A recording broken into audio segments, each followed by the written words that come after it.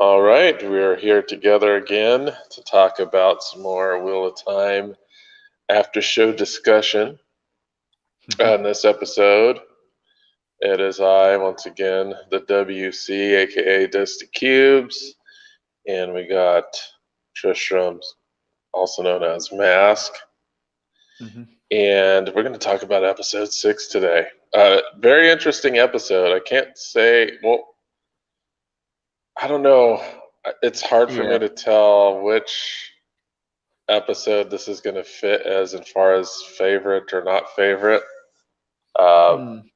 there's like some roller coaster elements of this particular episode that are very, very good, and some that kind of leave me scratching my head just a tad bit. Yeah, Uh, me too. but we'll definitely talk about that. Uh, so we start off, man. We get a little good cold opening here with Yeah, Swan's backstory. which was interesting, right? Oh, I loved it. Uh, Like, uh, like I got strangely emotional over that scene. I don't know. I just couldn't handle it very well. I think it was just like the father-daughter thing going on, yeah, and it's like I guess because it's tier, those mm, who can channel are heavily persecuted. yeah, absolutely. Like, and that makes sense. That like obviously we don't have Swan's full backstory in the books, but I actually think this is the kind of thing I'm happy for the show to expand on. You know, this is something that like we love Swan as a character. We know that she had that her fishing upbringing was a big part of her character. It defines how she speaks and Hmm. all that kind of thing. So I was fine with that. And one of the things that I really liked was when I just saw the scene open, I already knew who it was. Yeah. So Yep, that's me I too. think that's a good sign. As soon as you see that and you're like, oh, they're showing Swan's backstory, that shows that something's gone right Right. about it. Yeah, I think it was really marked. I was surprised at how much she was weaving as a wilder. They definitely seem to have made the idea that wilders, I mean, they just seem more common in uh in the way from when I read the books. Like it seemed like at least at the beginning that you think pretty much every woman who can channel is either associated with the tower or in the tower, at least doing it knowingly, right? And yet here clearly Swan is using hand gestures and is specifically weaving, and Right. like her father is clearly very aware of it. And so that was, yeah, it's a different turning of the wheel. I don't know if that would have been how I would have imagined it, but I'm totally good with it. I love the relationship between her and her father. I think the idea of like her needing to get out of tier because she can channel makes complete sense. Um, yeah, and her being brave enough to kind of go on and take it on her own, that's Right. totally Swan as well. Yeah, Swan is totally hard edged. Like that's Yeah. how she was raised. And when you think of Swan, um, she's very, what do you call? I say hard edged, but she basically talks like a sailor. Yeah. So we're talking, there's this kind of Aes Sedai, uh, what do you want to call it? They kind of have this, because they're not, like in general, Aes Sedai come from many backgrounds, but they almost have this nobility about them. Oh, So absolutely. yeah, Swan is kind of the opposite, where uh, well, I don't know. She seems to always talk like a sailor, but not all the time. Sometimes there are points later on the story where some characters say, "Hey, that's not how you should be talking." I think this is more prominent after her stilling. Just to let you Absolutely. We know, this is, if you guys don't know, this is a freaking spoiler filled deal. If you know anything about us, we go into deep spoiler territory. So yeah. just sorry if you heard about Swan stilling, but We're maybe I'll major go back. fans. So Yeah, I'll probably go yeah. back and then put like a little banner there that as a spoiler warning, warns just people. to let you guys know. But anyway, yeah, But Swan. just one. Sorry, go on. Sorry, I thought you were done. Go on. Oh no, I was just saying that this is kind of where you get to see that hey, she comes from a very poor background, and Mm. that's kind of how her character is. She like as far as classes go, she talks like a sailor. She talks like a fisherman. A Agreed. little And we less see that a so in lot the in the book. show. A little less Yeah, so in the but show. I when we first meet Swan in the Great Hunt, like she does talk like an Aes Sedai and only sometimes Hmm. lets out an odd fishing term. I agree with you that it's later on when she isn't sitting as Amron Seat. When she speaks as the Amron Seat, she very rarely makes her pike comments. It's usually in Right, private where those things come out. And so I right. think the show's kind of done that quite well. But she never hides where she came from. She's always like, "Yep, I'm from poor stock, and I've made myself who I am." And in great contrast, of course, to Moraine. And later on, we'll Hmm. see a scene where they literally shout that out to make it evident that that is a big contrast between them. One of the things I just want to say as a minute detail, Hmm. did you see the marking, the dragon fang on the burnt house? I did. I saw the dragon's The fang Aes on that Sedai house. dragon fang symbol, yeah. So I thought that Yeah. I missed that the first time I watched it. I only caught that on the second. I was like, oh, so and that's like the idea that they're deliberately saying the reason they've burnt the house down, though it's obviously implied, and I got it from the first one that it was implied, but that really helped me realize that's how they know for sure that the reason that someone's burnt down their house and is causing them trouble is because they know that they think they know that she can channel. And Right. again, that obviously then makes more sense. And the idea of like Sembui and all that drawing the dragon's fang, like the idea of it's like it's their version of foreigners go home kind of symbol, like those kind of people who are just rejecting the other. And Hmm. so yeah, that kind of graffiti, if you will, really shows the kind of people who are against them. All right, so one Easter egg here. Did you see the Stone of Tyr? In the background on the river, Yes. I didn't know for sure that was the stone, but it's a big old fortress, and they're clearly on the fingers of the dragon, so it makes sense that that's the Stone of Tyr. What'd you think?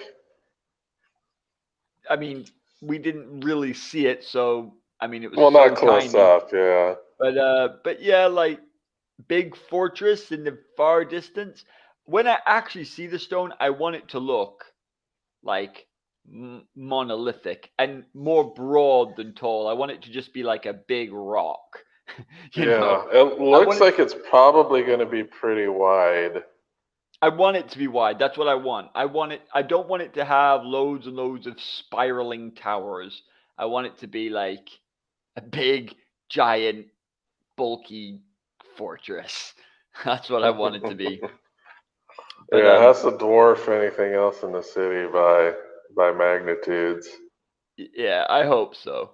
I hope to so. to show like the contrast between like a building created with the power versus buildings created by Yeah, normal people.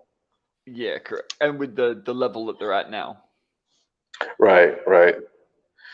So we get to see right after that scene, it transitions to adult Swan Yep. taking the Armelin seat. So the Armelin seat sitting on the Armelin seat. Yep. Look at that. I really Which, liked. I like the way the tower. I like the hall. Like when I first saw it in the trailer, I was worried it was going to feel a bit small, but actually, it's meant to only be those women. I really liked how they had the three seats. I like how even though they've got their color coordination, that they don't have people wearing a uniform. They show the diversity between the cultures and the stylish designs of the Aes Sedai. But there's hmm. still that formality and honor and power and gravitas to the whole, Mm. which is good. It's really good. Yeah, because I think I'm able to recognize Borderlander clothes. Mm, Because some of the Aes Sedai do wear a similar style of clothing that land does, so I assume that they're from the Borderlands. Yeah, I think they're going for the more Asian designs, being Borderlander, the more Japanese And look. then I know Alana's supposed to be Arafelin, and I saw a yellow Mm. wearing a very similar dress. Um, Trying to figure out what the Terravanners are supposed to look like.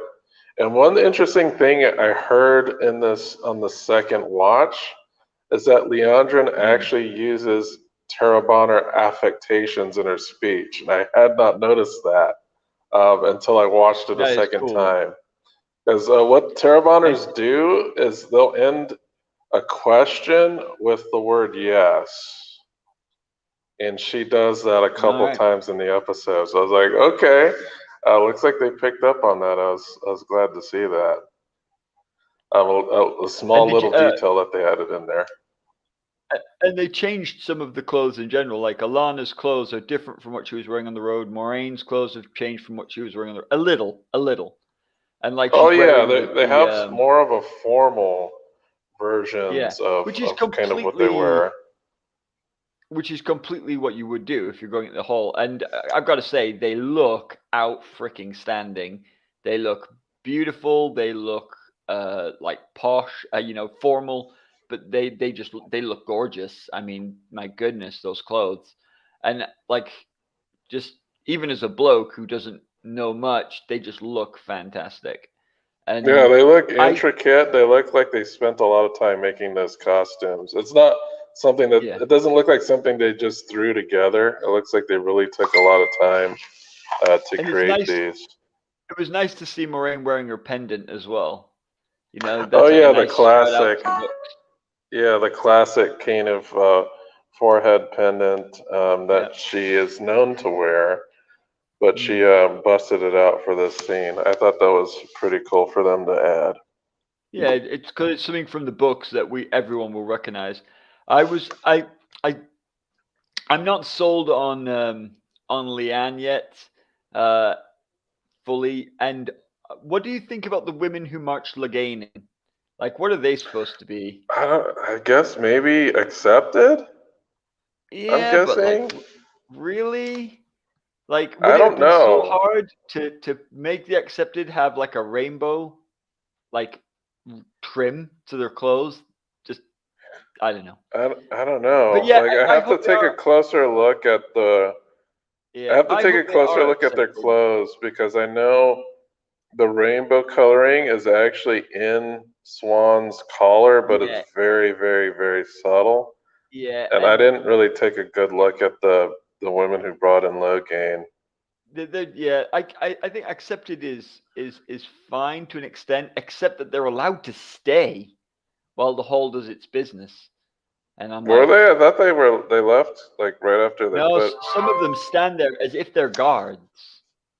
Um, Oh, okay. so anyway, I I don't guess. know. It's not a big deal. Like unless you seal it to the hall, right?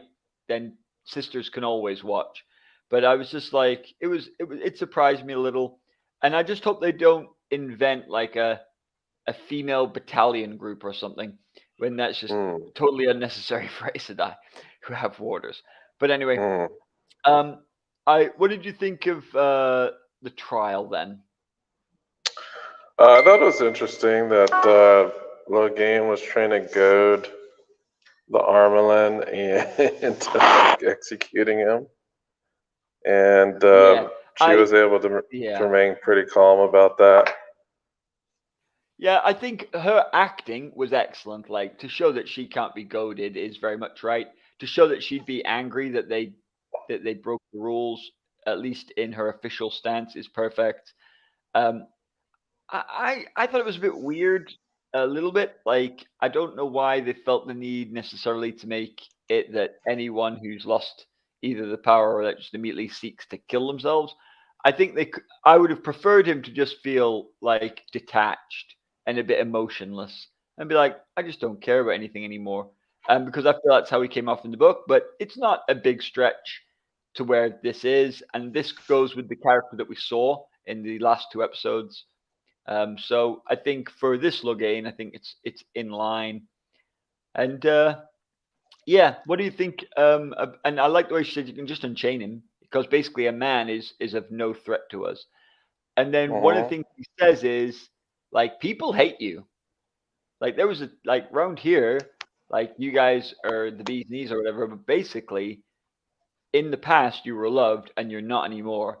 So, and we've seen that this show has taken pains to show us now that down in Tyr they're hated and feared. That Geldon gave him an army just because he said he was going to try and take him out, and that even in the Two Rivers they're misunderstood, and that the White Cloaks are actively hunting them down to kill them.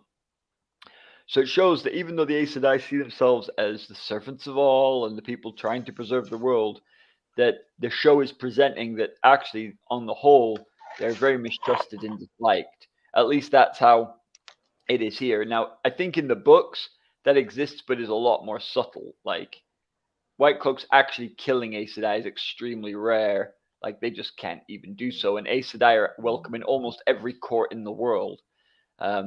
Like there are exceptions, but like yeah.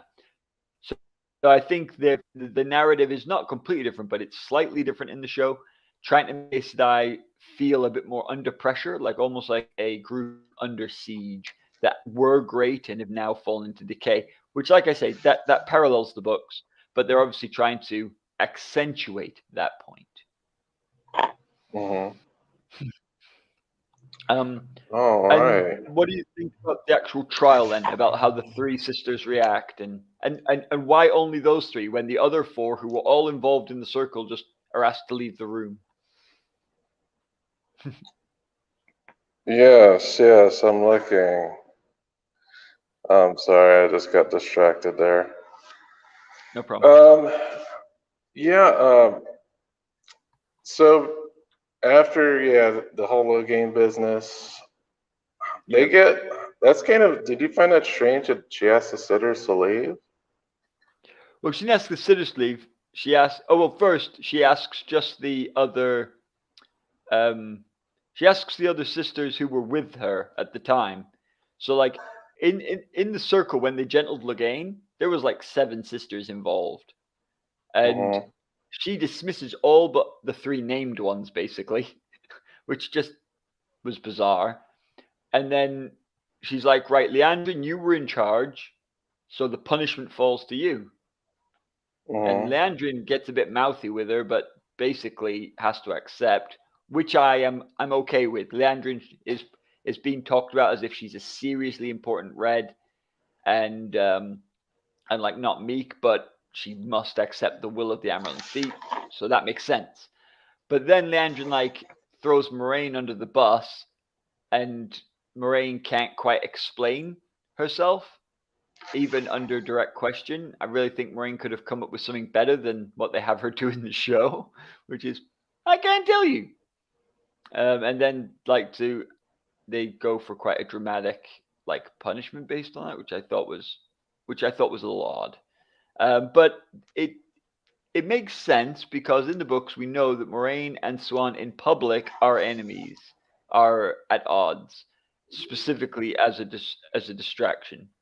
But yeah, I found the fact that the other sisters who were all completely equally involved with the others, apart from Leandrin, who was the leader, I found that really odd that they just got dismissed. Like Swan wouldn't have Mm-hmm. done that. She'd have gone, let's get as many of these reds in trouble as possible, right? All She's like, oh right. no, all you reds are excused. While I slam the blue and the green. Bit odd. Well, But hey, because the ones that were excused were just kind of like, it was, there were some reds and some greens, like a couple greens there. yeah, but it's basically the entire group who were there. So Right. this Karini died, and the other 8 are here. And so she just says, you 5, for some reason, have no responsibility. Alana and Moraine do. Again, not clear why. Because remember, there's apart from being a sitter, there's no official ranks among the Aes Sedai. And Leandrin was the leader of the expedition with Karini dead. So, Mm-hmm. and that's absolutely openly acknowledged. So it makes sense that Leandrin gets this specific thing. But why are Moraine and Alana even in the room? It's just anyway. It doesn't matter. It's a nitpick. But the thing is, a politically astute Amarylline Seat who doesn't want to have to sanction Moraine in public, when she dismisses everyone except the leader, she dismisses them as well. Obviously, they're kept because they're the named Aes Sedai. That's obviously the reason for the show. But anyway, just thought it annoyed me. I'd have just kept them all there. I honestly would. I would have just kept them all there and then had her talk to those and have exactly the same thing go down and not dismiss the other Aes Sedai, because it's just it's a bland. It just it doesn't make logical sense. Unless, of course, you're filming a show and you only want 3 people to look at. But I like Leandrine's acting. I like the fact that Leandrine tries to throw a spanner in the works. I like the fact that it shows that Moraine can't say for sure why she isn't doing this, because to do so would require her to lie. And it shows that Aes Sedai know how to stop other Aes Sedai weaseling out of their words. And so it's all made. That's all very good. I am surprised that Leandrine gets away with being as cheeky as she does. With the Armelin, yeah. Yeah, like I don't think you would have been able to do that in the literal hall. Was that a pun? Was that a pun? I'm just saying, I don't think you said that she was cheeky. I just wanted to see if you meant that as a pun or not.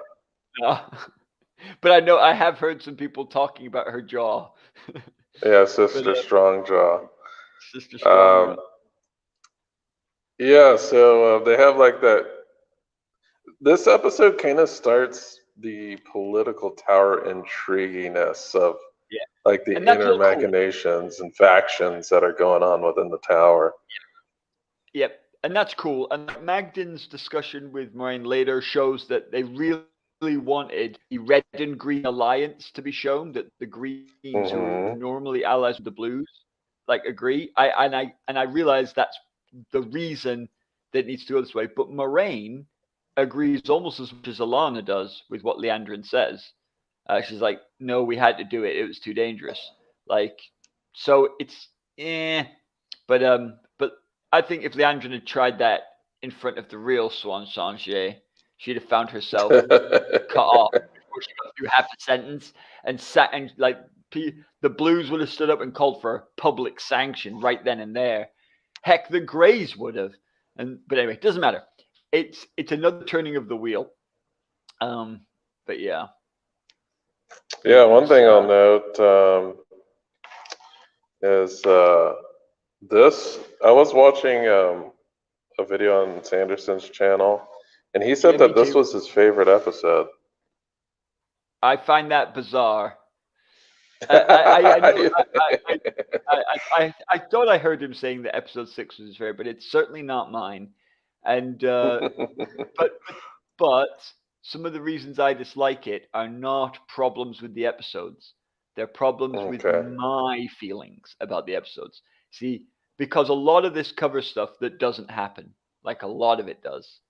And but I know that what it's trying to do is use these scenes to represent a whole load of stuff it's never going to get to. Like you mentioned, so showing about how the Aes Sedai work a little bit like the nuns, how they have people prostrate themselves on the floor, how physically kneeling is a thing that is important. And that is very Aes Sedai.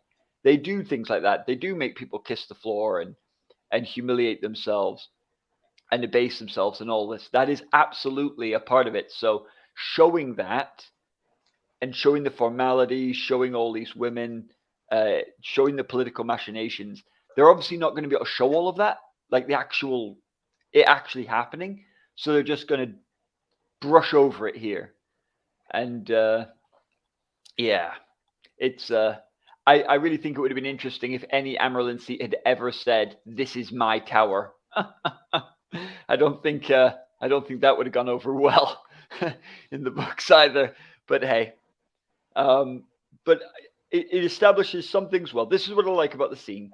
Establishes machinations, establishes rivalries, gives an opportunity to show the Blues are being undermined by a red-green alliance, shows that Moraine and the Amarylline Seat are at odds with each other in public, and it shows the methods that the Aes Sedai use to manipulate, punish, etc. So it does the job that it's meant to do. But it's my problems with it were all nerdy problems, not real ones. Okay. Yeah. Well, yeah, I have. Whenever I see things that don't mesh with what I've seen in the books, I try to rationalize it. Yeah.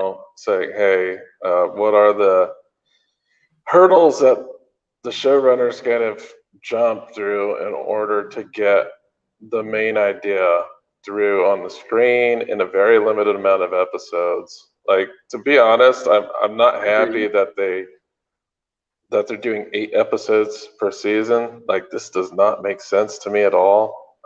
It must be I budget. It know, must be budget. yeah, but Amazon's like, oh, we're gonna do the next Game of Thrones, and they can't even put as many episodes as Game of Thrones. Like, I see that they're spending a lot of money on sets and stuff like Yeah. that, but They've gone. man, this Yeah. What they're trying to do, Dusty, is go, let's try and have the same quality, but right. to do that incredibly high quality is extremely expensive.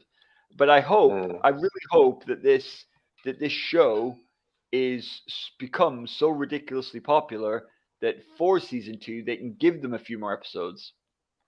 And I Yeah, I really hope, hope. and I hope Rafe takes them. If they say, "Look, Rafe, you can have 12," surely he'll Mhm. go, "Great," and make 12. And if 12 goes well, I mean, this could easily be a 16 episode series and and work really well. But I understand that if you're stuck to 8, you're stuck to 8, and that's the reality with them. But yeah, it is frustrating for sure. Yeah, yeah, and I was also watching some behind the scenes content, and man, filming these shows is pretty difficult work. I remember Nynaeve talking about just the pool scene where she fought the Trolloc. That was like an entire day of shooting Yeah, just for that and little scene. I was like, and you remember wow. when Lan was talking about Winter's Night and just how crazy Oh yeah, days and days and days of shooting and nights of that. shooting, right? Yeah, Night nights and shoots. nights and nights of But shooting that scene. but as they walk out, I prefer the next scene to the entire court scene. This is one of my favorite scenes from this episode. Is a really short scene where they walk out and their warders join them, which points out, of course, that warders do not come into the hall, so only sisters Hmm. in the hall, which I thought was a nice touch. And by the way, my favorite little unimportant thing, it's like a little character moment, Hmm. is when they walk out. I only noticed it the second time I watched it. The first thing they do when they walk out is Alana reaches out her hand to her warder, and the second time I was like, "Oh, what's she doing there?" So I actually checked. He gives her some fruit, and I just love that. Oh, I That, saw that. I just watched like, that right now, and and she so the ate key it. thing the key thing about Alana is that Alana's like agreeing and she's all about appetites, right? She's the one who wants to have Mhm. sex all the time. She wants to have her food. She wants to have her comforts. She wants to have her great life. And so I thought that was really nice just to show that she's someone who doesn't curb her appetites. And that's just what she's about. So I thought what a cool little extra point. And her warders know her well enough through the bond that they've just got one ready for her, which I thought was Right. just awesome. Just a tiny one. Like they But then pass it along without eye contact, yeah, it's just like it's obvious. it's it's extremely routine. But the confrontation with Leandrine, I absolutely love. This for me, this tells me more about the politics of the tower than the formality did that we've just seen. And I think this is more about the cutthroat level of it and the way that Leandrin's like, so you did me a favor. Did you think I was going to turn that back to you? Like, Hmm. no, I'm not, because actually you're selfish. I'm selfish too, but big deal. Like, I'm on to you, Moraine. Other people think you're a little goddess, but I don't. And that's cool. It's interesting that she calls her old friend. Old friend, yeah, that's what I was gonna bring up because that's not the first time she's alluded to them having some type of friendship in the past, Yeah. So do you right? think that Leandrin will replace um, the Aes Sedai, like like will she be one? Because there's several Aes Sedai in the books who knew Moraine when she was younger and are her allies, but most of them are minor, apart from Swan. And so Yeah, because Elida knew. Yeah, but Elida was already Moraine. old. She was like a teacher when Moraine came in and had been a sitter when Moraine was still young. And so she only gave up her seat as a Red because she wanted to go and be on the arm of the Queen. So it's like they're clearly a different generation. But I'm wondering if they're going to give Leandrine an extra plot point as like, I knew Moraine when we were novices and we were like friends, and then I chose red and she chose blue. I'm wondering if they're going to go and do something with that. But because they've mentioned it twice now, so it's hinting at a backstory that we've not seen, and we have seen that they love flashbacks. All right. I'll just say this: like, I won't. I'll keep hope for Elida until Elaine is introduced.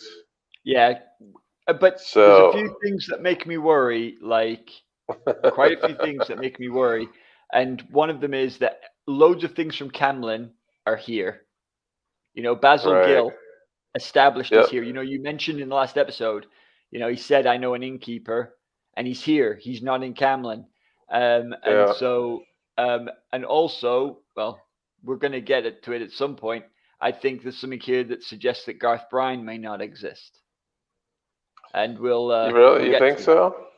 Well, we'll get to that when we get to it. But I love the contrast between Leandrine and Moraine. I think Leandrine's actress is nailing it. I think Rosamund Pike is nailing it. I love their interaction in that corridor scene, and I think that is excellent. So yeah, that's all I got to say about that.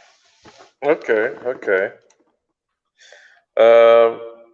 Yeah, so right after that, Moraine goes out into the city, and it looks like she had Lan looking out for the others, and they find Matt, and he's in some pretty poor shape. Yeah, we got to assume was it a yellow? No, the yellows showed them where. Oh, the yellow was for Perrin, but in this case, Perrin and Elaine.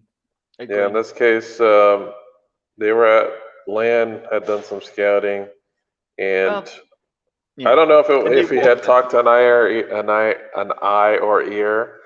Yeah. But he definitely relays some information about Matt, and that's where we saw Basil Gill, right? Yeah.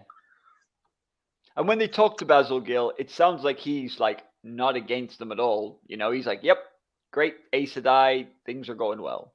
So it's possible that he's even one of her eyes and ears. We'll find out. Probably. But she made it clear that she would know. Okay. And so Rand still thinks that the reason Matt's ill is the power. But Moraine goes to take a look at him, and he tries to stab her.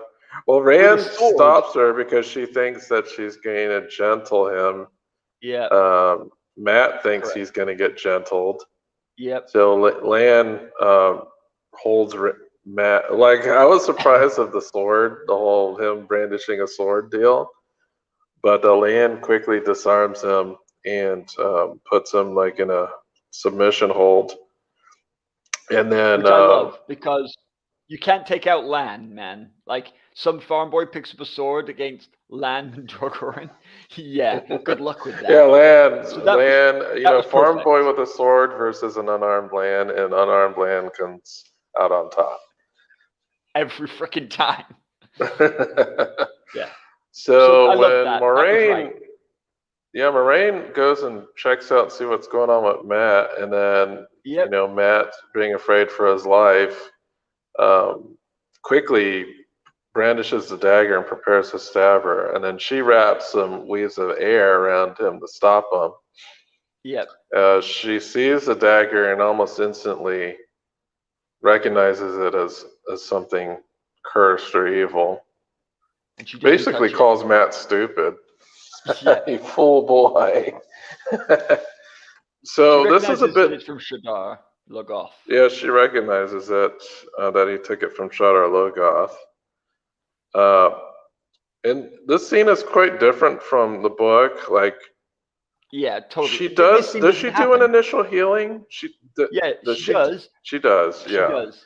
But what she does is because remember, she meets him and when she realizes the dagger's a problem, and she heals him and tells him not to like keep it near him, but he can't do without it Can't touch until it. they Yeah. get to the tower, and then he's healed with the full circle using the wand as well. Like, Hmm. and it's actually the Amerlin Seat herself who does it. Right. And so I'm sad that we missed that, but the key point is they just want to get on with the show. So they can't have Matt being dark Matt for too much longer. They've only got like 3 episodes. So they have to do the healing quick. So it annoys me, but I totally get why this change happened. At least they establish he isn't channeling. The dagger is freaking evil and it's been corrupting him, and it's super, super evil. I wish they'd made the evil look less like the power. Oh, Because you they mean like the when she the draws male up the weaves, darkness? yeah, because the male weaves have been made to look very like that. Okay, Well, I would, it looks a little yeah, different though. When it's shown over Moraine's her mouth, face, it it's does more look liquidy, like which that. I love. Yeah, it looks like that Shadar Logoth type of shadow stuff Yeah, when it which it touches her should. face.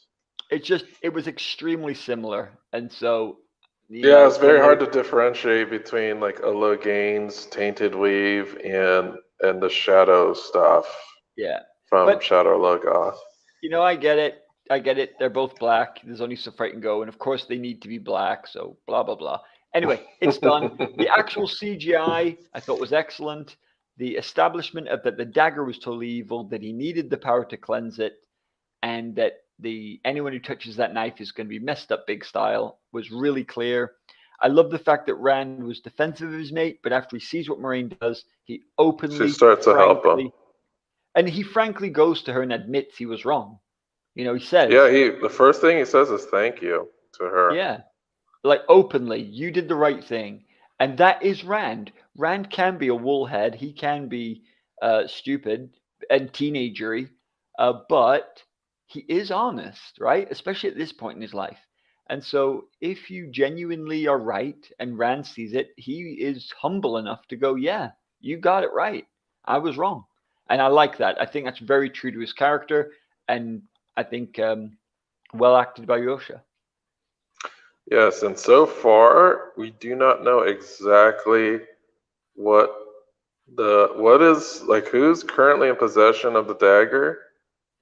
We don't really Lan, know. it looked like he dumped a blanket on it, and then it looked like he Yes. moved it without touching it. But yeah, that's what the show implies. Okay. It may I not know be that Lan way. dumped a blanket on it, Yeah. but they don't really get into details. I guess maybe that has some implications for the end of this episode, but we'll talk about that when we get there. But one Okay. of the things, it's weird because when Rand talks to Moraine afterwards, Mm-hmm. um, Rand is trying to get her to say, "You're welcome," Yeah. but she's like, "This is my duty. This is what I'm basically expected to do. Like, what do you Yeah. expect me to do?" Like, so she also hints that Matt is stronger than an average person, right? Yeah. Because she And said I think we're seeing the that with all of them. yeah, because she says had this been an average person, the dagger would have consumed them weeks ago. Mm-hmm.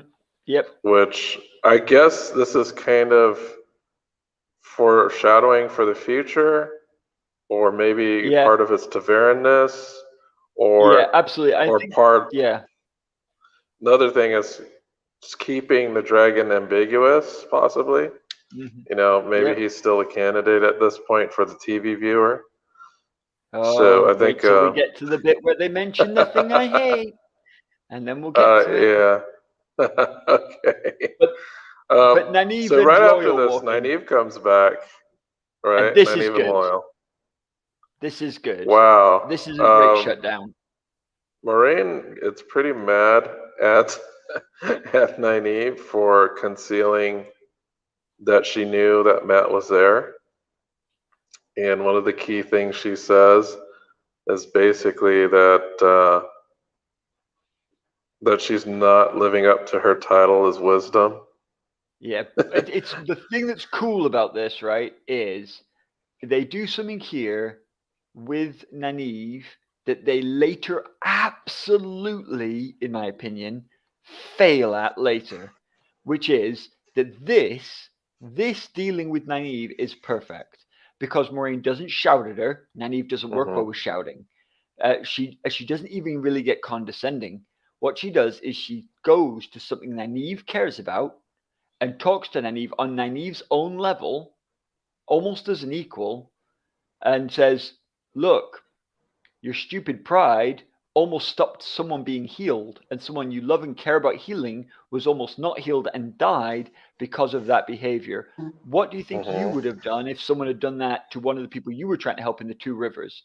That because they didn't want to come and get you, they just let them die?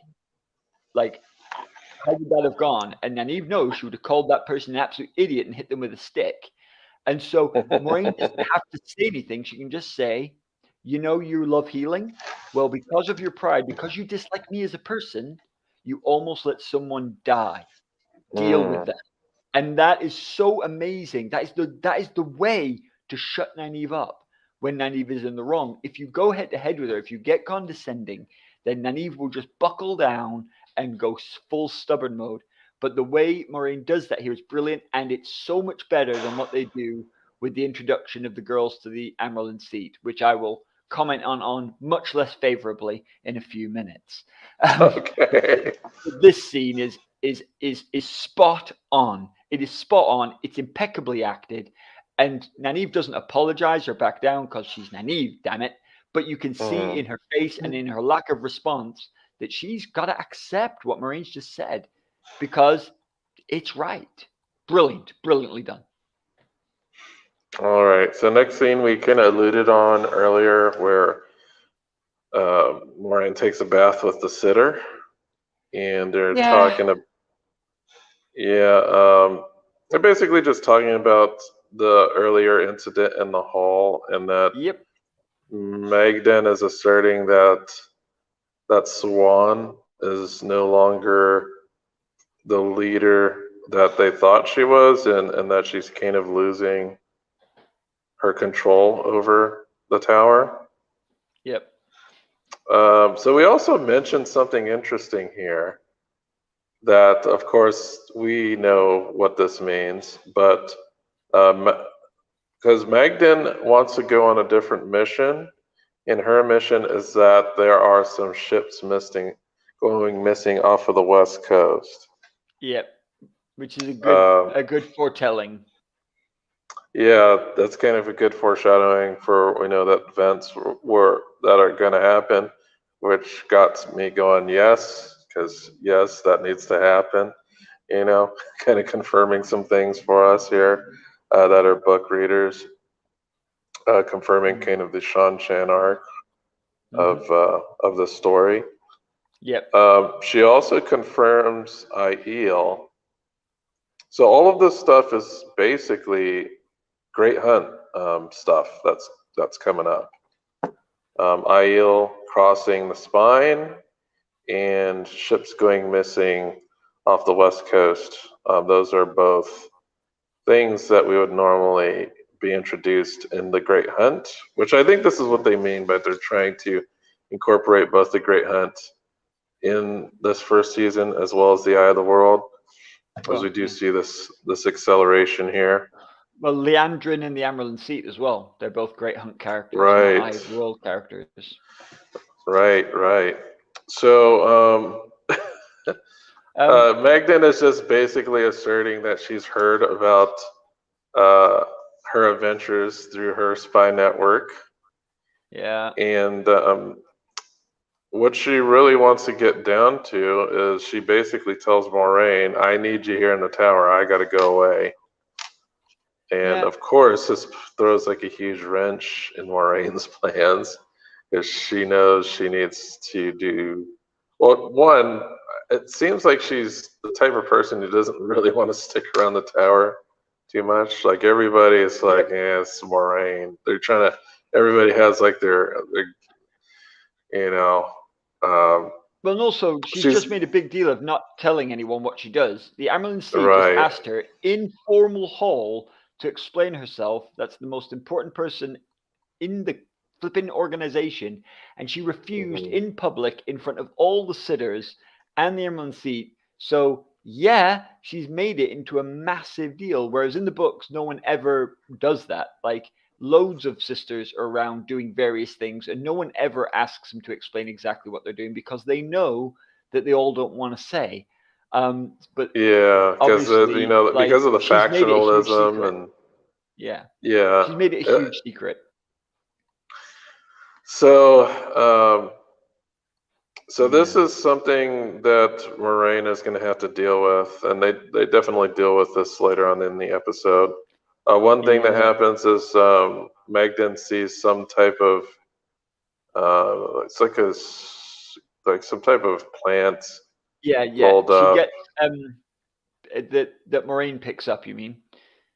yeah, Yeah. and It's a it symbol. took me a So couple of times to figure out what that was, but it was yeah. um, one of those because I know I forgot exactly, but It's mentioned there's in the an books. in the books, yeah, there's a specific arrangement that Eyes and Ears set out to call a blue's attention, Yeah, but kind of like this looks like a yellow thing.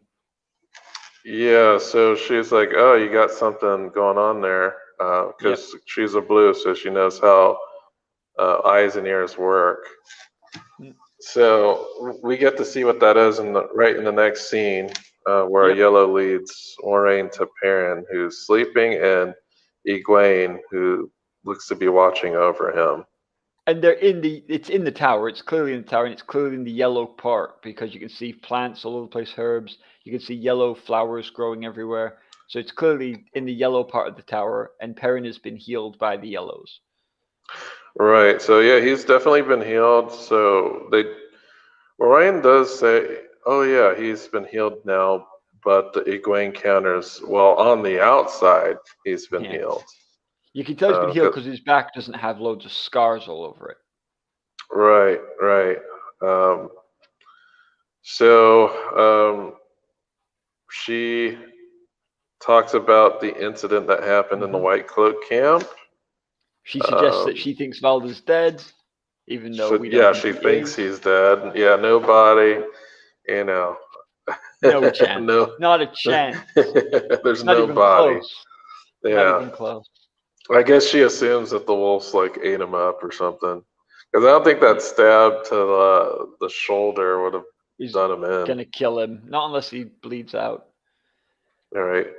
Very So unlikely. yeah, she tells Moraine what she witnessed, and she's like, Yeah. "Do not tell anybody about Yeah. this, or there may be some Aes Sedai that would want to hurt Perrin." Yeah. And this makes me think, if they don't introduce Elias, are they going Yeah. to talk about him?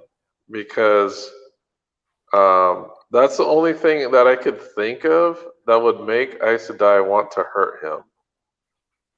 Yeah. Yeah. I think it's that. I think that basically they're going to suggest that Aes Sedai have a rough idea of what Wolf Brothers are, or that like there's a warder in the past who did it. But the point is, one of the things that we're getting to see in this version of the Wheel of Time, which is similar to the books, is that they're just anything that they don't understand, they're very, very nervous of, and they either want to control it or kill it or still it.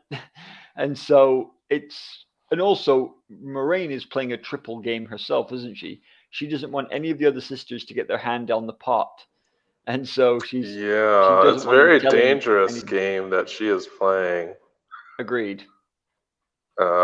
And we'll find out how dangerous that is Yeah, basically the next scene. Um, but I well, like this is how a. Egwene. Just one thing on quickly is Egwene is different Uh, from Nynaeve. Egwene hasn't tried to hide away from Moraine. She's not kept any information. She's just told Moraine all about Perrin. Whereas if Nynaeve had been there, she would not have. Like Well, she would have kept it. Nynaeve wants to be separate. Well, we know in the books, and it seems here, she has extreme distrust for Aes Sedai. And Egwene is almost the opposite, where she has a reverence to them and she wants to be one. I think they're doing actually a pretty good Yep. job at establishing that in the show, and that shows that Egwene trusts Moraine, and we saw that she stuck up for Moraine earlier in the season when they were talking Yep. about like when Rand was After the upset ferry. with her. Yeah, and Egwene was sticking up for her. So, yes, she's very forthright with everything that happened. She doesn't keep the Wolf Brother thing at all a secret. And there's a clear advantage. The show is showing that there's a clear advantage. Hey, if you tell Moraine here everything, then things are going to go smoothly. You keep stuff away from Moraine, and people almost die. But at the same time, if Moraine is the bad guy, you're all screwed because you give her everything. And so there is that threat. And remember, Nynaeve does think that Moraine kind of is the bad guy, and we've seen already that Moraine is interested in her own views. But I also think that the next scene dispels the notion that Moraine is the bad guy, because we finally for the viewer, I think, yeah, because we get to see what Avar's secretive plots were all about, and that kind of comes to the forefront in the next scene. It's interesting though that they suggest that this is unknown even to Lan. So that is interesting, but is it? They hide it. Unknown to Lan? I don't think it is. I think in the books, Lan is fully aware. No, Lan totally knows. He knows the relationship between, like, her true relationship with Armelin. He knows all about it. But not in the show, it looks like. No, in the show. Well, no, you can tell. Because why then does she mask the bond so he doesn't know where she's going? Because she's going to have... The reason why she's going to mask the bond, I think, is because of the sexual aspect of it. Okay, because... That's what I believe. Because, well, it's just interesting because... Remember, he said, tell her.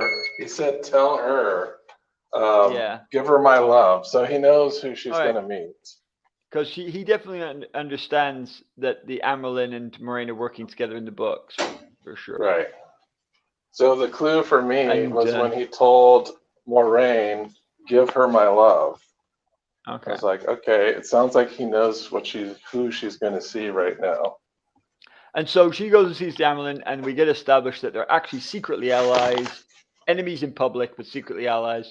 And they establish in there that they saw the foretelling, that they were present at a foretelling about the dragon, and that the dragon is the goal. But we already knew the dragon was the goal. She's told us a long time ago that the dragon was the goal. So I don't know if this really changes the position of the Watcher. Because like one of the things she says is in that conversation, if the Dark One's going to get him, I'll kill him myself. She says that. Right. Straight up. So I don't think this does dispel it for the viewer. I think the viewer is like, okay, she's not a dark friend, but she's pragmatic. Well, she's not. It's not just pragmatic to say I'll kill you if you're a bad person. Like, imagine if I said that about my kids. I'm like, I love my kids, but if they go bad, I'm killing them. You'd be like, whoa, you're a bad person. Not pragmatic at all. Well, if that bad person was like for sure going to become like a modern day Hitler. Yeah. that's the kind of decision that's the kind of decision. But also we see the power there. By the way, one of the things I also have an issue with, again, I won't have a big issue with it because the power is just different in the show. But like, you know what she does to create the magic door? That's a gateway, man. That's a gateway. Well, actually, it's a ter'angreal. Is that what they're suggesting? In the X-ray, they call it a ter'angreal. I guess that's a way to get around it, but my goodness, that's a big deal, don't you think? Like it is, but they're kind of giving the. Go ahead. What I'm saying is, if you have a ter'angreal that literally opens mini gateways, right? And you can clearly control it, at least in part, because you can make sure it goes to her room from your room, then hello, like the huge implications of that for the tower, for warfare, for the development. Like one of the things that we know about the Aes Sedai is that they don't know crap. Well, sorry, that's exaggeration. But the ter'angreal and sangreal are all like barely known. No one knows what they do. They're hugely behind in their understanding. Even the ones they use regularly, like the Oath Rod or the Gateway they use for the test for accepted, are massively misunderstood, barely conceived, and like it's just crazy to me. Like, how would this ter'angreal have just gone missing without anyone knowing that it was in Moiraine's possession? But anyway, I'm just going to ignore it and pretend it didn't happen. Well, it could have been that the Armelin gave it to her. Yeah, that's what I assume. Well, yeah. I'm just saying, if a ter'angreal like that exists, the Browns will know who has it. Just like because they'll say, books, okay, it's if they say the Armelin is in possession of it, then they probably wouldn't wink an eye about that. Let's hope not. But my goodness, it's just the thing is, if these kind of things are being used regularly, right? Then like, Andrew's here. Let's get him in. Let him in. But you're just like, why is Gateway suddenly looked at with so much shock when it revolutionizes everything in a few seasons? It won't revolutionize anything. Oh yeah, this is just like those ter'angreal we have back home that I used to come and meet you for my nightly chat. It's possible that ter'angreal is like static, that you can't really move it easily. Maybe, possibly. So she just arranged Moiraine to have the room in with the ter'angreal that allows that thing. I don't know. Anyway, I'm just nitpicking, but my goodness, there's just so much in this episode, more than maybe. We're talking about your favorite scene, Andrew. So far. Oh, Pillow Friends? Yeah. Hashtag Pillow Friends. I like that they did that with Moiraine and Siouan, even though that doesn't happen in the books. Well, it's implied. It's not explicit. It's not explicit. No, it's implied that they have some type of thing going on. I just like seeing Rosamund Pike kiss another woman. That's just hot. So that's why it's only implied. It's never said by the characters themselves. Yeah. It's only alluded to through rumor from other characters. Yeah, and that's basically what Pillow Friends means. It's just not explicit, like you said, right? Well, I don't think any of the Pillow Friend relationships are explicit in the book. They're alluded to through rumor, but they're never explicit in any of the characters talking about it. Yeah, I do not.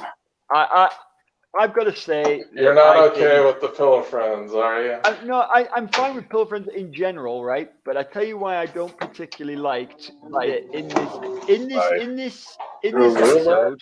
They're never explicit. I can hear myself. What happened? Yeah, even it's. Sorry, I accidentally had the stream playing in the background there. Oh, okay. It's bizarre because like all it ever says in the books is that they were close friends, and obviously as young novices, like many novices, they would comfort and be friends with each other. And I absolutely can imagine them cuddling together in bed when they were kids. That comfort and company that could have absolutely budded into this kind of relationship for many people. The thing that bothers me is it is clearly not a romantic relationship they're having as adults. In the books, anyway, it's clearly not. Well, they don't have a relationship at all, really. Not certainly not. They have one, and it is a political relationship. Now, my main problem with this, and it's only my problem, and I'm certainly not going to make a big deal of it, but the bathhouse scene and this scene are just. It's clearly fan service.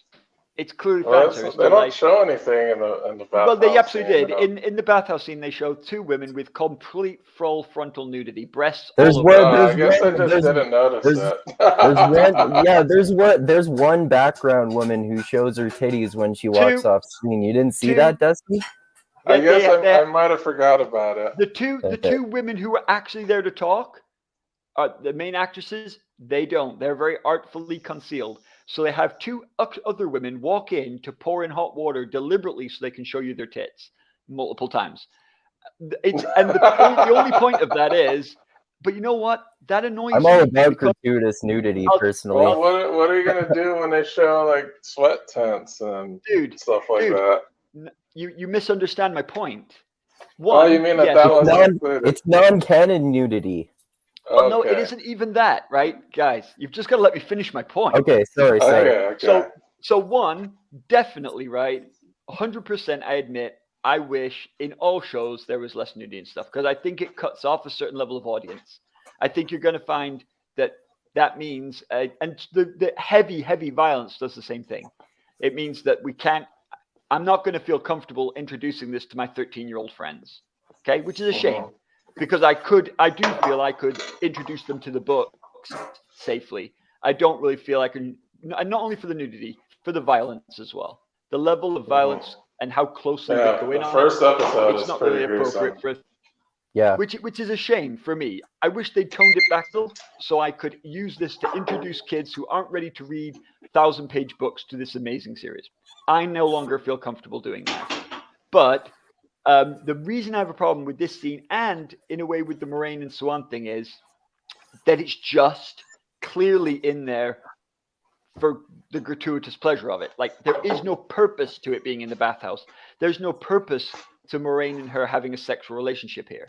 They could easily have had her and the leader of the Blue Aja meet in a pub and chat, or meet in a private room and chat. They absolutely could have had her go through her secret passageway to talk to Swan in a room and just be friends. I would have loved a bit more genuine friendship stuff. It'd be great to see Moraine having an actual mate, a friend that she loved and got along with, and that you can have friends where it isn't sexual? No way. I love it, and actually that's my hit at all books ever, because that seems to happen a lot. Like, people don't explore platonic friendships, and that annoys me. I know it's going to be popular though, so I think though that actually, like, ramping up the nudity and sex and violence is actually going to increase the audiences, especially with the popularity of Game of Thrones. That was like the main appeal. Hey, bro, it's like fantasy, boobs, and violence. Like, Andrew, that is what I just said. Like, it means the younger audience will get it, but I think they did it for exactly that reason, for no other. It doesn't serve the plot whatsoever. It doesn't serve the characters whatsoever. It was done because they're like, this will increase the show's popularity watch, and it's done definitely as a nod to this worked for Game of Thrones. Sex position. I got no complaints because I like that sort of thing, but I see your point, and in a similar way to you. It's not wrong. It's just unnecessary. Yeah. In a similar way to you, but with different things. There are some aspects of the changes that they made between the show and the books that I don't like, probably for my own personal reasons too. Yeah. Like Dusty and I were talking about, and I saw in your guys' episode from last week that episode 5 is my least favorite because of the all like Lan emoting way too fucking much. And Agreed. Loyal just looking cheesy to me. Brother Book, man. I think Brother Book in my book. He sounds great, but the look could do some work. But absolutely. And the point is, the scenes aren't bad. I just think the setting is unnecessary, but I understand why they did it, and I think, Andrew, that it will work. I think it will work. I think there will be. I think it will encourage people to watch it. I also think it will help deal with the criticism that they're afraid to go full adult. No one can say that. No one can say that. They're not holding back. And maybe like maybe some of the they showed reason... Land's butt in the first episode. Yep. So. That's true. And that was also unnecessary, but hey. The reason they doing gave that... him some extra money for putting his butt on screen. Here's a butt bonus, Daniel Henning, for I wonder how much the butt bonus is. At least it's fair, right? At least their nudity isn't sexist. But the thing is, I'm really up for it in one way. But, well, I'm not up for it. I know that my personal dislike is my personal dislike, but if it serves the plot, like if you see Avienda and Rand go at it in the igloo, fair enough. Okay, I'm okay with that too. And the sweat tent, fair enough, because that's where it happens. There's not going to be any explicit sex scenes, because we basically come to see, at least on 2 occasions, that they will cut that. That's true. Like with Rand and Egwene in episode 1. But like you mentioned the sweat tents, and I feel the sweat tents are different because that is on screen in the books. They literally get together in the sweat tents, and it's like where the wise ones meet for women-only chats. Whereas the but what if we have full frontal Sorelia level? I'm sure we will, and because this is showing that they're not afraid to go there. But also, one of the other things is, like, for example, if you're going to show like the Forsaken. Like some of the Forsaken, one of the things they do to punish people is strip them naked to humiliate them and make them feel weak and all that jazz. And it definitely makes me think that when they do the accepted tests, etc., they're going to be doing those stark naked. Now, guys shine when they don't have the white clothing. Absolutely. And you know what? There's a point to that. I still might not be comfortable because of who I am as a person, but story-wise, I agree with it entirely, 100%. My only issue here is, I feel, is that I'm sad that we've lost the platonic relationship that Moraine and Swan had. I think that was more powerful for me. And secondly, that if they now go with the rest of the story the way it was, I think it will cheapen that relationship, which is a shame. But I actually now feel... but I don't think that. I think because they've established this, I don't think they'll want to cheapen this relationship. I think they'll want to make this. Right. Well, we'll see. But I think they'll want to make this the one. I think they will get rid of both of them. I think they will get rid of the Tom romance, and I think they will get rid of Garth Bryn romance. Why would they get rid of the Tom romance? I mean, the little Tom romance thing with is it Nynaeve at one point? No, Tom and Elaine. Elaine tries. Elaine, Elaine, Is that Elaine? No, does that weird? I'm not. That has that weird. No. I know you're not talking about that. We're talking about the eventual coupling of. I'm talking about Moraine and Tom. Oh yeah. You think they're going to remove that? They both have heterosexual relationships in the books, and I think that they will remove it. I don't think so.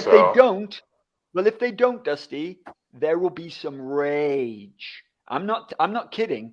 Having people who are having definitely. Can you imagine the implications of they had a homosexual relationship, but when real men came along, they dropped that girl and went to the man. But people so far in the show are I think I wouldn't be surprised at all if they're gonna have people in like all of the main different types of sexualities. Like they already have straight people and gay and lesbian people. If Moraine ends up pairing with Tom, that would just make her bisexual, really. We'll see, but that is my fear. And if it happens, in 3 years or 4 years' time, guys, I want you to come on the channel and go, Tristram, you called it. You said it was so woke that they would do this, and you were freaking right. And we will all buy you a chocolate bar and send it to England. I want Hershey's cookies and cream. I that's really one of hope, my favorites too. I really hope, Andrew, that is the case, and that they just go, they're bi, they enjoy all kinds of sexuality, and then basically, but even then, it's, if she is in an active relationship here, this isn't like something they did when they were girls. They're sleeping together this year. So how do you then go? By the way, yeah, see ya. I'm off with this other person, even if it's male or female. There has to be a breakup or something, right? Oh yeah, I didn't realize Well, you that. have to Yeah, remember. there could be implications to Here's Moraine what and you could Siwan's remember. sexual relationship in that way. Yeah, I didn't think about that. That's true. But if you remember though, like if you remember, the tower puts off propaganda that Swan was executed. And they put out, and Moraine does die. Hello, spoilers. No. I'm saying that, like in both instances, the characters are effectively killed off. Yeah. Yeah. So that it's plausible. Oh yeah. Because they can both think that they're dead, and that you remember when they finally come into proximity to each other, they're already paired with their male companions at that point. I'm just saying that in the fans, lots of fans don't actually like the Tom Moraine thing and think it came out of nowhere. and Garth Bryn is part of Camlin, and they seem to be getting rid of almost everything from Camlin. So that's true. If next season they introduce Elaine and they don't introduce Garth, I'll be going, okay. And you know how they're merging Forsaken? They will merge some of the great commanders, for sure. You think so? You think? Yeah, we're not going to see. Do you think if they do that with? Do you think if they do that with Tom and Moraine, that they're gonna have Moraine stay with Siwan and Tom get in a relation of like a permanent relationship with someone else, or okay? With the Queen. I think they kind of have to resolve Swan and Moraine the way the book does, because there's like prophecies involved with Swan's death that are tied to her proximity. And one, she dies. How are they gonna do that? And then Moraine's gonna be the one like freaking out. And no, I don't think so. I think they're gonna resolve it properly. I just think that they used this here to create like drama. Like you saw the drama with the rod and everything. But they could have completely done that without sex. They could have done that with two close friends who are having to pretend to be enemies for political expediency, but secretly they're the best of friends. They threw in the sex because they knew it would be popular, and it completely Kneel down. Okay. Oh yeah. So Tristram, your nickname now is Captain Puritan. Absolutely, I will take that. Okay. But the point is that it's worked, right? It's worked. Like Pillow Friends, am I right? It is going to be crazy popular. And the thing is, Rafe needs to do what gets him season 2. That's the key point. If we don't get season 2, we don't get our story. And so, but yeah, it isn't the nakedness that bothers me as a person, but that isn't what I would comment on for a show. The thing I comment on for the show is, as a fan, I'm going to miss that relationship. And I think it hints at other things going that I'm going to miss. I'm going to miss the Garth Bryn Swan relationship if it doesn't happen. It's a relationship I really like, and I really hope that what Andrew said does occur. That they say, look, they just like all kinds, and when that opportunity comes up, she didn't have that before.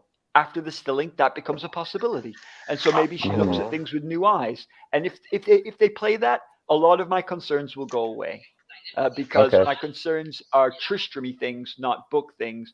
But I think this hints to me of things going bye-bye.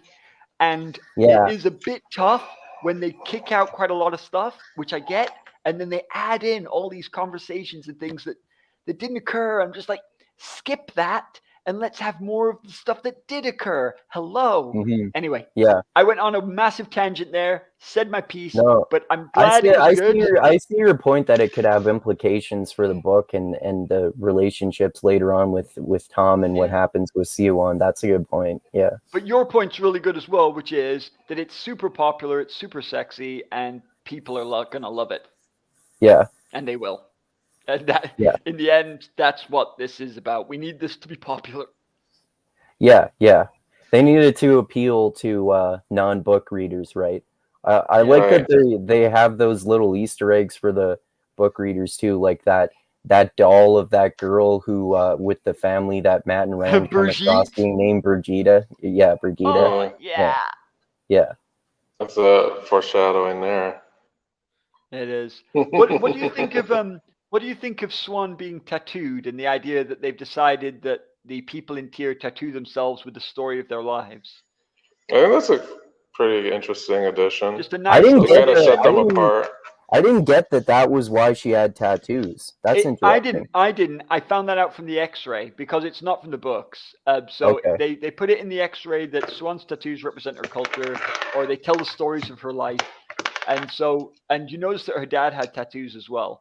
So Hmm. it's obviously a point that they've decided to add that as a cultural thing, which I have no problem with, by the way, because nowhere does it say Swan has no tattoos. Nowhere does it say that they don't do tattoos in this world. So it's absolutely fine for them to say one of the cultures does tattoos, and we're going to say it's Tyr. No problem with that at all. Yeah, That's there's a change that slight change they made to Swan's origin. So we know based off the books that she's from the Mall, Yeah. right? Which is basically the nasty, muddy, grimy area, right out, like right near the Yeah. docks, Yep. like right when you enter the city. But in this, she's out on the dragon's fingers. fingers, but Yeah. it's good enough for It's me. not Like, far. It's not yeah. far. It's still Tyr. It's still right there at the delta. But anyway, the cool thing is that they have the conversation they have after the sex is more interesting because that's when they get into it, right? And that's when they start explain getting into the plot. Yeah, that's one of my favorite. Other than the Pillow Friends, that's my other favorite aspect of this episode. All the Aes Sedai political scheming, which is one of the as they were pointing out in the Watch Spoilers episode, I was watching episode. I think that's a lot of stuff that happens later on in the books. In the later books, a lot of the Aes Sedai political scheming, and I like that they're adding some of that earlier on and establishing the relationships and rivalries between the characters earlier on instead of just making season one totally Rand POV season and establishing the characters and relationships more. I've got a question for you, Andrew, because Dusty said that this conversation basically proves to watchers that Moiraine is a good guy after all, right? Because she explains what she's doing and it's clear why they're doing what they do. I think it doesn't clarify that, and that Moiraine is still ambiguous because she says things like, "Yeah, I'm trying to find the dragon, but if they go to the dark side, I'm just going to kill them." So I think it's still how does that not make her good though? Because to me that seems to make her good morally speaking, because she'd rather have them die than be allied with the Dark One and have the Dark One gain more power. That was my question. So you agree with Dusty that this shows that she is completely a good guy? Well, I don't say completely 100% lawful good, or more so than ambiguous, I would say. Okay. Yeah, it makes her less ambiguous. Like, we at least know like what her purpose is. Yes, she's going to be pragmatic in pursuing that purpose, but I think overall she's a good person, or she's trying to do what's right, and when combating the Dark One. I guess maybe they're kind of giving her still a little bit of a gray tinge, because she said she's willing to kill those. Like, if the dragon turns to the Dark One, she said she'd kill him. Also, we have where she doesn't tell the. Okay, so we'll talk about when we get there because that's at the very end of the episode. But Yeah, and then okay. we'll talk Carry on. about it. But this is another. That's just another gray thing that happens with Moraine. But I think that okay, now we know what she's scheming, and there's a bit more things that are brought to light. And right here in this conversation, that's brought to light that she still doesn't know who the dragon is. Mhm. But according to the prophecies, and we keep hearing that these prophecies may not be as accurate as they think they are. They're alluding to this. Moraine definitely alludes to it when she says that these have been translated by hundreds of different Aes Sedai, and there could be some losses in translation. But one of the things that they say is they don't know who the dragon is. She tells them that the Eye of the World is where the Dark One's prison is. So this is a bit different. Like, Yeah. Instead of the boar. Well, okay. What was the Eye of the World? Was a totally confusing concept in the first book. And I think if they played it straight to the book, the viewers would be totally confused. Like, it took me. I had to go to like wikis and stuff to figure out what exactly happened at the Eye of the World and what it was. Because we're only getting a POV from Rand. So when we have that POV, he has no idea. You, the person, has no idea. He has no idea. The character has no idea. Okay, that's why it's like completely ambiguous, and we don't know what is going on. That can't happen in this medium because the POV is not going to be a first-person point of view of any character. It's always going to be this kind of third person point of view. So they kind of have to adapt that, which I guess they're trying to do here. So the Eye of the World is finally brought up. Yeah, I was wondering whether they were even going to still mention that. I'm glad that they did, but like with basically 2 episodes left now, and I'm curious though, like Tristram, why do you think that thing with Moraine about saying that she would rather kill the 5 potential dragons than allow them to then allow the Dark One to take them? Why do you think that makes her more ambiguous? Well, it's like the Taran Ferry moment, okay? So what it's saying is, yes, Moraine's good in her own mind, but it's showing that Moraine is like a spy character who is totally capable of double and triple crossing if it's for what she believes is the right reason. That's what I think this scene establishes. That she is playing a deep game. She is lying not only to Leandrine and the bad Aes Sedai, but she's lying to everybody. She's even masking the bond from Lan when she does this. So, like, so if I'm just a TV watcher, right? I've seen that Moraine is prepared. Not that she's outright evil. I don't think that's even really on the table anymore. We've seen her do too much good stuff, but she knows an awful lot about evil, it seems. She recognizes all the Dark Friends. Why were the Trollocs at 2 Rivers? Did she maybe bring them? And And all of this. I can see that.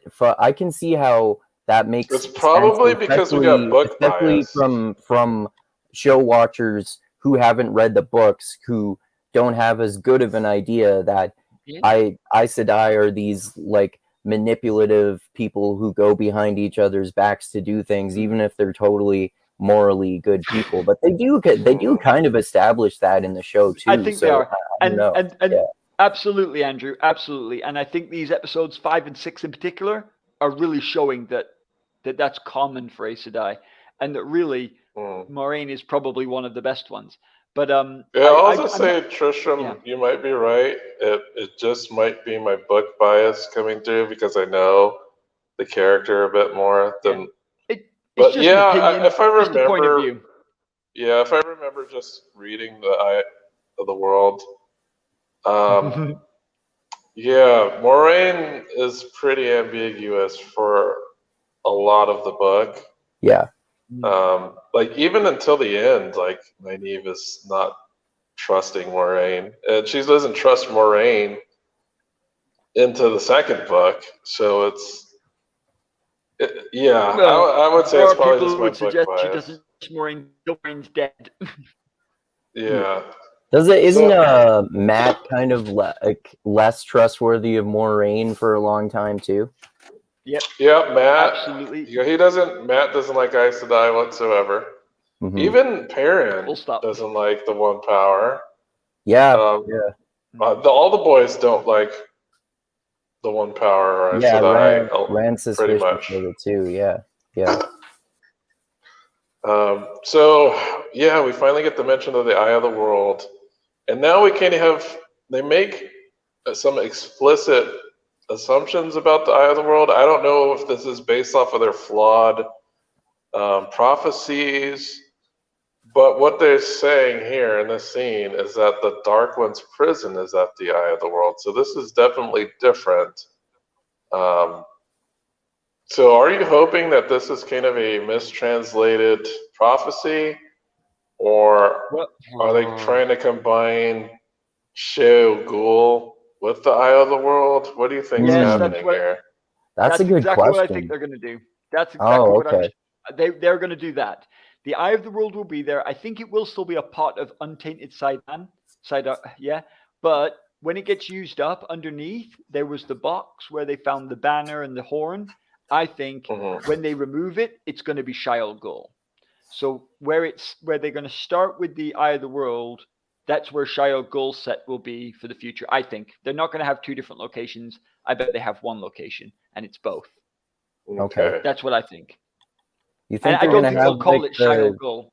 You think they're gonna have like the jolly green giant tree-person green man guarding the Eye of the World? If they do, I think it's gonna be a robot.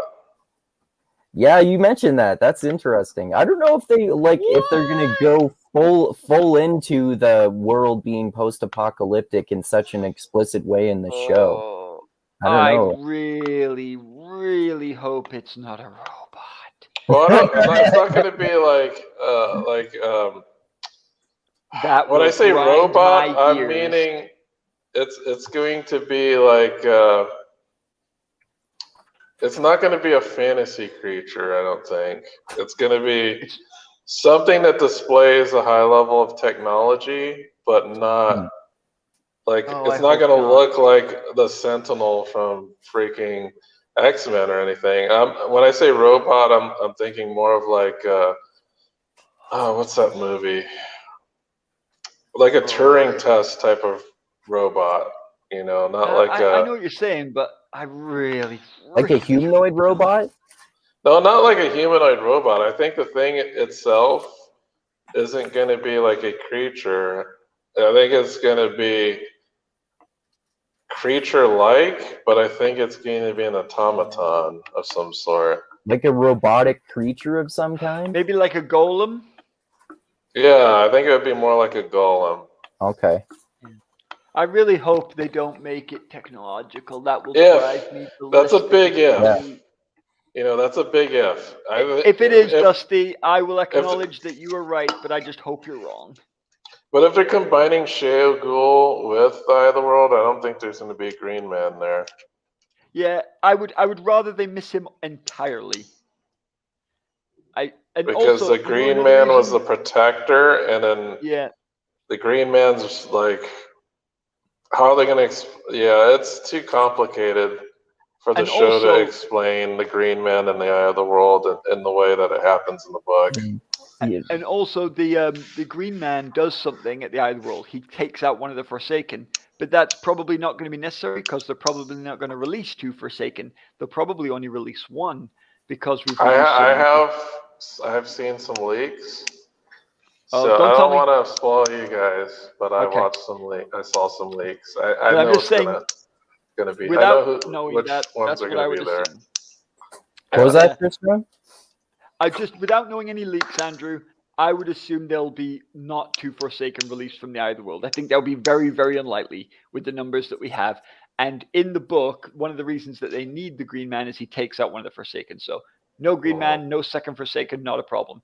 Also, I'm really excited to see more of to see the Forsaken and more of the Dark Friends, because I really like that first Dark Friend that they introduced in, was it episode really 3? Well done.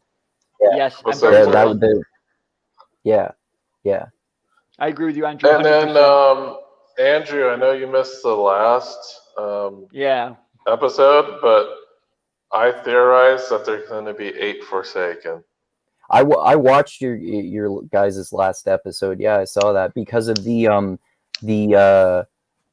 icons that medieval Mick Jagger is praying to after his eyes. No, it was Stefan was praying to those. Yeah, medieval Mick Jagger's like doppelganger. Yeah. They look similar, but yes, there's 8 Forsaken on that board, so okay. That's why I think Balthamel and Aguilar, I don't think are going to be in this turning of the wheel. No, and or just combine them. But one of the other things as well that's just interesting is the Green Man is easy to eliminate because they have almost nothing to do with the rest of the books.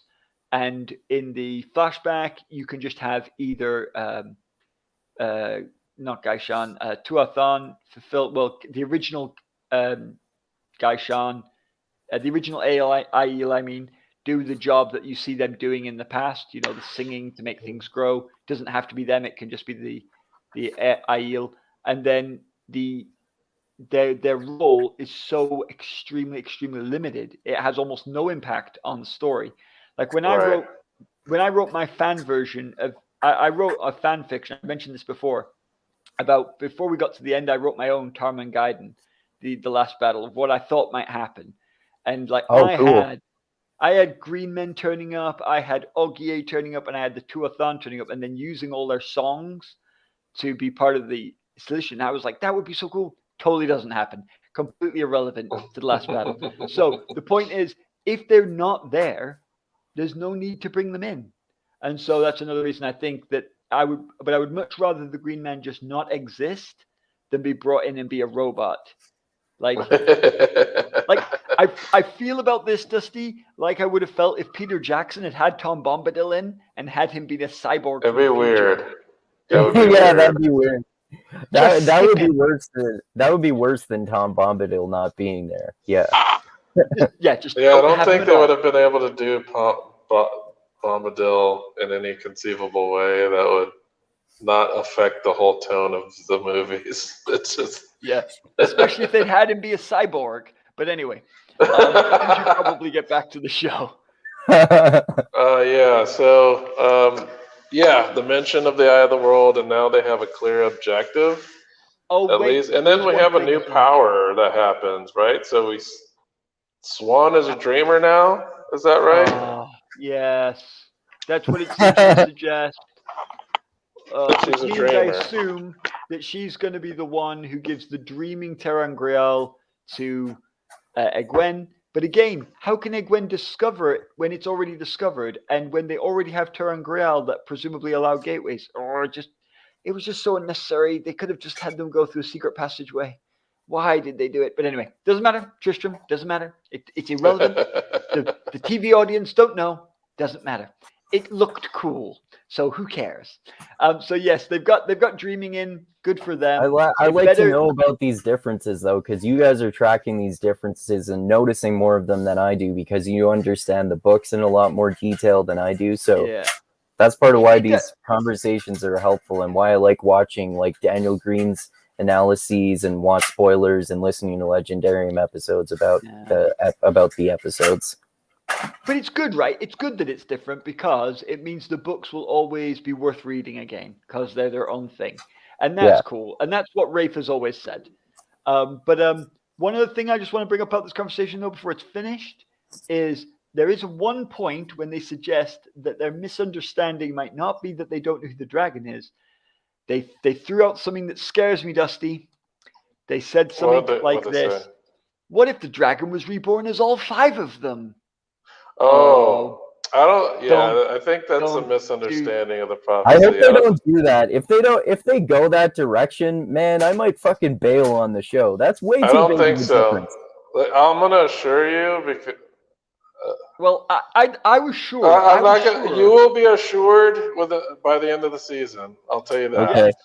No, Okay. no, like I know what happens at the end of the Eye of the World, right? So I know that at some Yes. point. If you Rand's know what gonna happens channel. at the end of the Eye of the World, then you know who But- the dragon's but- gonna be. But yeah, but the thing is, what if they decide in this version, Dusty, that the dragon's channeling went to Rand, the female part of his channeling, oh yeah, he's partially female now, yeah, in this version, is Nynaeve's channeling, and then his dreaming is Egwene's channeling, and she gets his leadership so she can lead the women, and then his wolf friend bit is Perrin, and his like cool looking battle tactic. Is that what those Captain Planet memes are all about?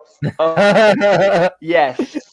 Yeah. Okay. I didn't know what those were. Why people were posting those memes. See, I really hope that they stick with the whole. We were just trying to lead you on lots of red herrings, and yes, at the end of the day, everyone's special, but there is only one dragon, and it's clearly Luzerne Telemann reborn. And just please don't get that wrong. That would. Well, that here's would what be I'll tell weird. you That to would be- reassure you. Okay. Is that because I really look into behind the scenes materials and Rafe interviews and all that. And one interview, Rafe said, if you've read the books, then you'll know who the Dragon Reborn's going to be. It's not going to be a surprise to you. That's good. Good. So Because that's that what would I'm be saying. if You they don't do have the to. whole. Yeah, we're all a bit the dragon. I'm gonna like spit on the floor in my own house. That's how disgusting that would be. Anyway, No, Rafe's not that crazy. let's hope not. He's- He must know yeah. that the fans would just feel like there's already the fans are being ridiculous. Some of them. Yeah, are if that utterly happened, I ridiculous. think Sanderson would not. Because Sanderson actually if you've watched Yeah, I've like watched his it. channel, he said that he doesn't have a non-disparagement clause.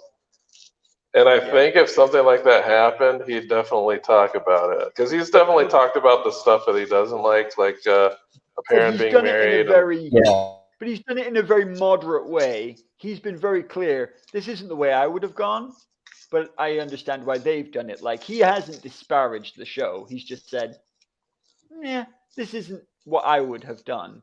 And I think Right. Brandon is very tasteful to take that approach. I did see someone, by the way, in Brandon's comments that was like, oh, you see, you hate it, but you're just doing it so deep because you refuse. You knew you'd have to get on board. You've lost all my respect.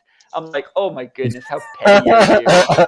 I'm like, dude, if he can say he likes the show, it doesn't mean he's playing a deep game where he secretly despises it, but has to for the like what? He's a grifter, man. Brandon Sanderson's a grifter. I'm just saying the guy earns 7 figures. He doesn't need to like kowtow to anyone. He's fine. Anyway.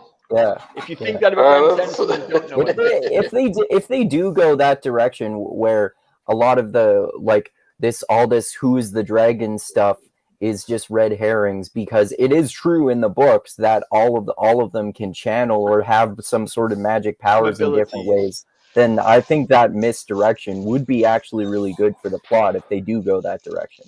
Yeah. Yes. So on. We've been talking about that scene for a while. So sorry, buddy.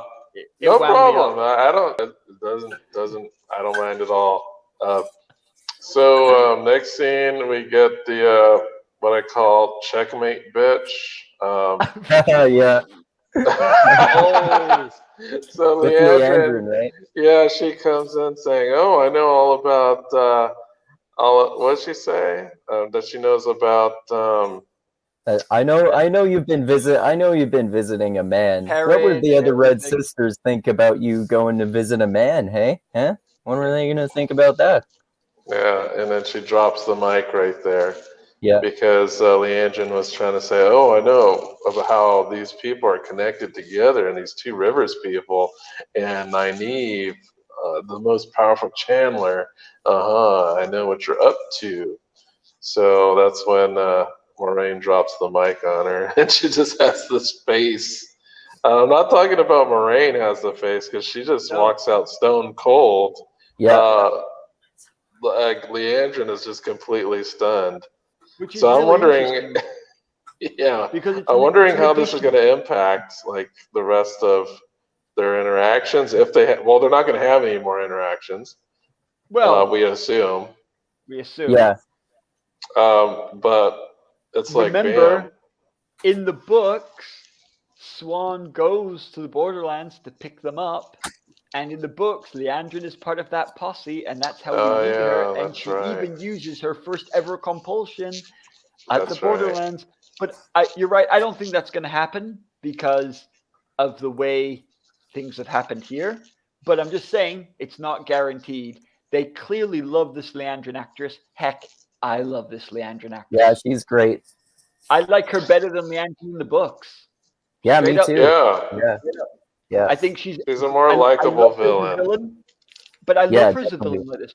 But like, you know, like this man, by the way, that she's supposedly visiting on the sly. Do I have a problem with that? No, because it's an addition. Yes, it's not in the books, but it's an addition that doesn't take anything away. Okay, Leandrine is not established as like a gay character, and then they're just suddenly going to flip her and make her homosexual or anything different. Leandrine is herself. They've just said, by the way, what if she had this as well, not instead of, as well? And Moraine would know about that kind of thing because she's a spy master. So okay, I can deal with this. I can deal with this, and it was a cool smackdown. And Yes. that's the second one today because she dropped one on Nynaeve before. If that were a YouTube video, it would be Moraine smashes Leandrine. Or Moraine destroys Leandrine. Yeah, Moraine destroys Leandrine with facts and logic.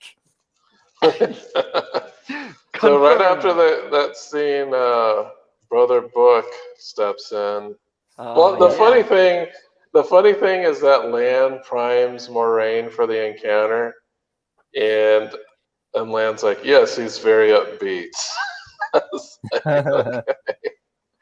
And then, because Loyal's, even in the books, he's always like a gracious, upbeat type of character. He's very, very difficult to make angry. Yeah. Like even in the Great Hunt, where Rand purposefully tries to turn Loyal against him, it doesn't quite work. It works somewhat on his own friends, but this Ogier, who's not quite as close to Rand as his own friends, couldn't be turned against them using those same tactics. But and that comes from his name too, like Loyal. Like the dude's loyal. One of the most loyal characters there is. So right into the next scene,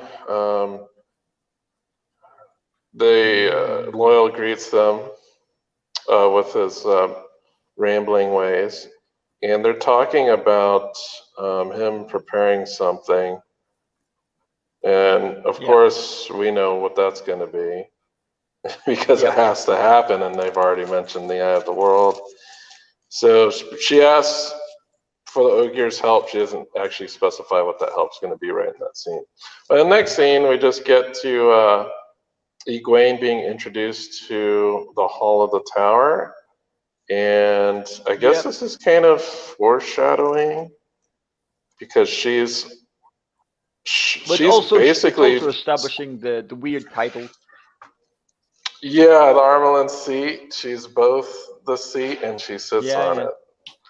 Yeah. But anyway, this is all about. I think they did a pretty good job of foreshadowing because they have her standing like right in front of that Armelin seat. I was like, I know what they're doing here. I know what they're trying to show the audience. But really, this is where Moraine brings in Nynaeve, which she doesn't know that is still alive. And it's funny. This is interesting too because I'm noticing that Moraine is keeping out things and getting ready to present them at specific times. Yeah. I like that it's showing more of the manipulation of the Aes Sedai that they do. Like she's playing the game of houses even now. Like Yes. like holding information close to her chest. And the funny thing about this for people who are watching the show who haven't read the books is there's a lot of stuff that we know in terms of the books, copies some of the tropes of Lord of the Rings and then eventually takes them in a different direction. But in terms of movies and shows, there are obviously a lot of comparisons to Game of Thrones, and people who are watching the show who haven't read the books might think, wow, a lot of this stuff is like what happens in Game of Thrones, like all this political manipulation and stuff, even though the books actually came before the Game of Thrones books. Yeah, and I like how Sanderson kind of described like the different arcs of Jordan. Yeah. And he describes like the first 3 books as like a Tolkien-esque. reimagining. Yeah, like a reimagining. And then in the 4th through 6th, novel. Yeah. He calls it like the political version, which kind of is influenced by Dune. And we could definitely see there's heavy Dune influence in this. It's not even mistakable. Oh yeah, the Bene Gesserit from Dune are the Aes Sedai in Wheel of Time, right? Pretty much. Like they're pretty good analogs to each other. And then we have the Aiel, who are the Fremen, you know. Yeah. Mm-hmm. Very, very close analogs. They have different inspirations, but they're definitely analogous. And one of the things that you'll notice if you start reviewing books in general is that if you want to, you can do that with every single book series in the world. Of course. Yeah. And that's the nature of it, that there's only so many stories out there. There's nothing really brand new anymore. All that remains is telling the story with your own style, your own delivery, and your own way of putting it across. And that's the key. And it's fascinating. That's why it's so fun. Told the story very well. Yeah. That's why it's so fun to be a book nerd and read tons of different fantasy and science fiction novels, because you can compare all of the differences and similarities between all of these different stories and how interesting those details are. Right. And we won't get into it because I know Andrew could go off on it, but if you look at philosophy and political ideas, they also run in cycles and are different takes on things that people have often said in the past, just with maybe a more technologically advanced point of view. But like things like commercialism and economy-driven, family-driven, communist idea of the many over the few, or the few over the many, or the survival of the most successful. These are ongoing things. And we even see morality do it. Like people become very prudish and then the opposite, and then it ends up turning back. So human beings, we're evolving, but in the end, we're the same piece of kit. we like some of the same things that we always liked. You know, money, power, and sex are still good. Centuries later. Who knew? Anyway. Well, it's just regardless of what, that's why there was so much mainstream appeal for Game of Thrones, right? Because it was House of Cards in a fantasy world with a lot of added violence and nudity. Yep. Sorry, go on, Dusty. Yeah, so we get a heartfelt reunion. And it shows, and this is Moraine as well saying, you see, you thought you were hiding people from me. I was never hiding anyone from you. Look how much better. She didn't say it because he's like, I had to find out who you had. I had Egwene. Look at me bringing her to you, just like I promised. She doesn't have to say it. It's just there. She just does it. Yep. So we see Egwene. Well, Egwene thought she was dead. She's alive. They have a heartfelt reunion. And there's an interesting conversation here because she's really brought them together here to see Armelin. Yep. And Nynaeve's not having it. She's like, she can wait. I want to make sure my Egwene here is okay.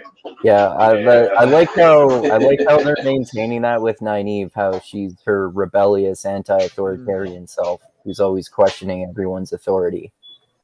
Yeah, I don't know if she had to use the phrase "now that you've blown smoke up our asses," but hey, yeah, like I'm sure she could have come up with a more naive-like phrase than that. But hey, it got across her opinion.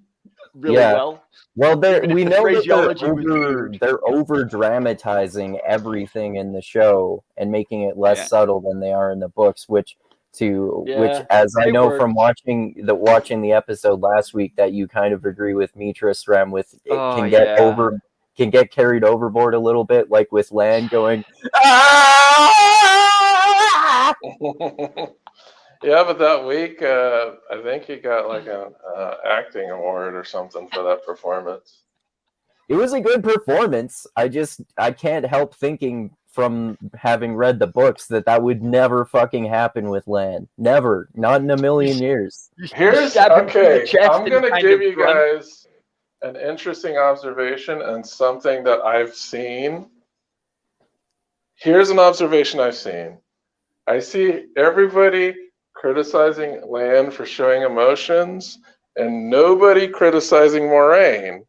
Why is that? Well, I like Moraine does show emotions in the books, not as much as More She so doesn't than Lan cry. does. She does More not so- cry in the books. I really dislike, actually, I don't mind Moraine having some tears in her eyes last session, but it bothers me this episode, they have her practically crying like a lot. Like Yeah, water, yeah, and I noticed it that is too. That's like in this episode when she's doing the oath rod scene and like 3 or 4 other scenes. That's Yeah, but why didn't anybody say anything last episode?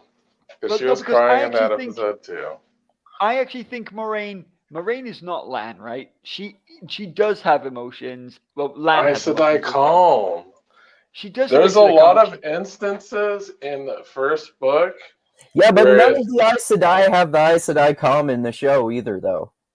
That's but no, true. no. And that's Dusty's point: is why isn't that criticized? That's true. I agree that Moraine. I've seen people criticize that, though. I think that's I a have good point. not. Yeah, I've seen most of the criticisms.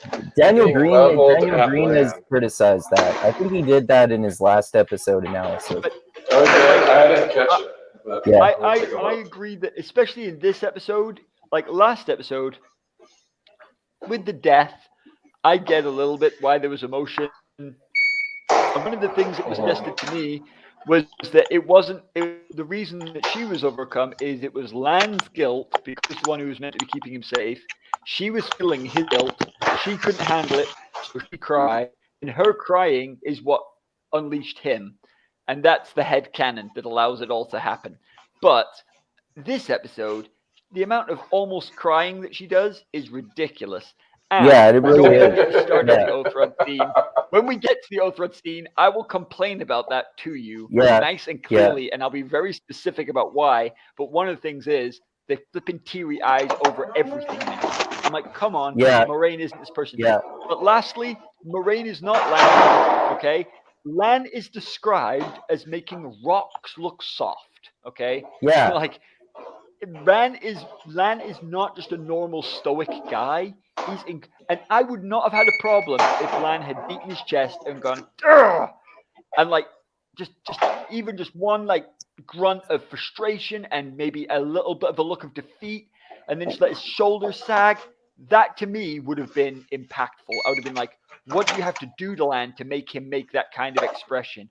Oh my word. they made him. Yeah. I thought the show did okay justification. It's like, okay, you're the lead griever.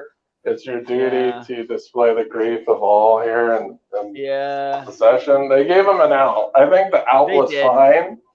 They did. Like, yeah, it completely does not match Lan, but they gave him an out to actually do that. And fair enough, different turning of the wheel. Everyone's more emotional in this version of the world, and that's fine.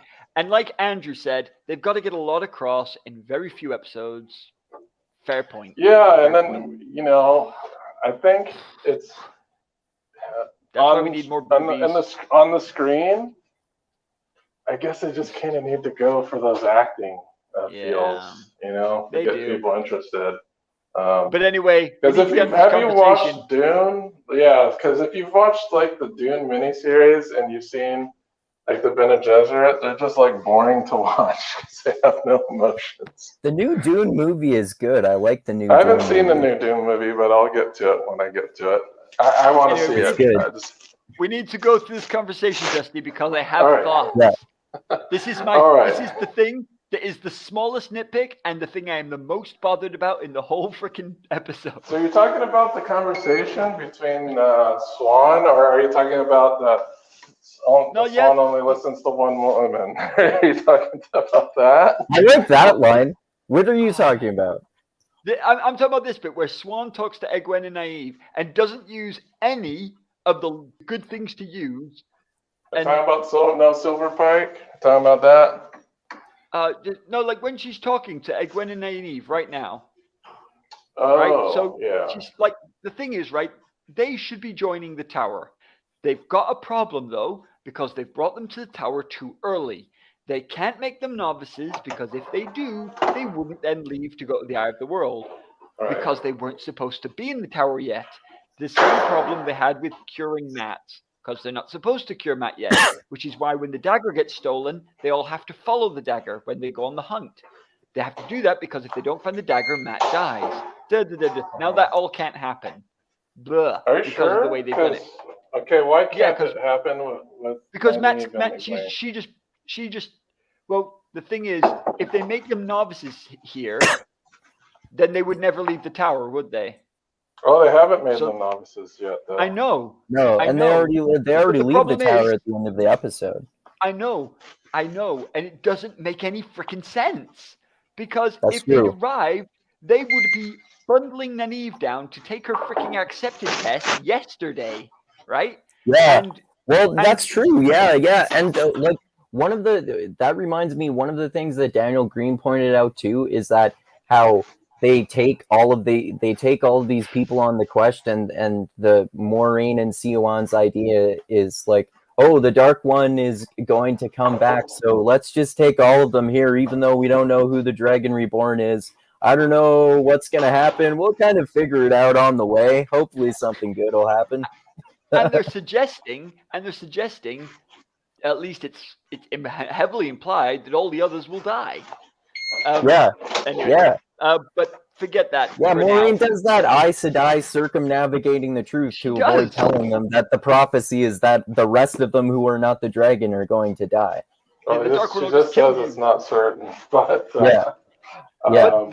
But my point is that this scene has some good elements. It shows Nynaeve not being willing to back down. It shows that them talking, trying to pull them in, but still maintaining me and Moiraine don't see eye to eye, but working on them.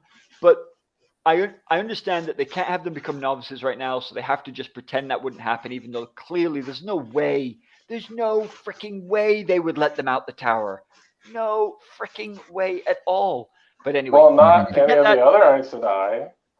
Because we don't know what the impact is going to be yet. Like when we do, because we know in the book, in the Great Hunt, they're not allowed to go anywhere till they're in one. Yeah, that's true. They're like, but also we do know too. It doesn't matter. That I understand. They can escape. We've seen them escape a couple different times. Yeah. From the tower, but they're not escaping necessarily. They're just not being watched. And so they're establishing that in this version of the world, the Aes Sedai do not keep anywhere near as close a grip on women who can channel. Like when the kin come in, I don't think I'm going to bat an eye in this show. I'm going to oh yeah, because like we've seen that there's apparently women channeling all over the place because we saw the cold open with Swan. Doesn't matter. But then when Nynaeve is like, yeah, we're not staying, we're just going to walk out. She doesn't go, I'm just going to tie you all up with weaves of air until you listen to me. She doesn't go. That's what I thought was going to happen, but it didn't. Well, yeah, but I'm afraid they've made Siouan like act right, but like her mannerism is good, but she just doesn't have any stick. There's no strength behind her. Like Siouan would not be putting up with this crap from like what Moiraine does in the middle of the tower hall. No way. And when Nynaeve does that, they'd be like smacked against walls, going, "Watch this, sucker." That's true. That's true. That's a good point.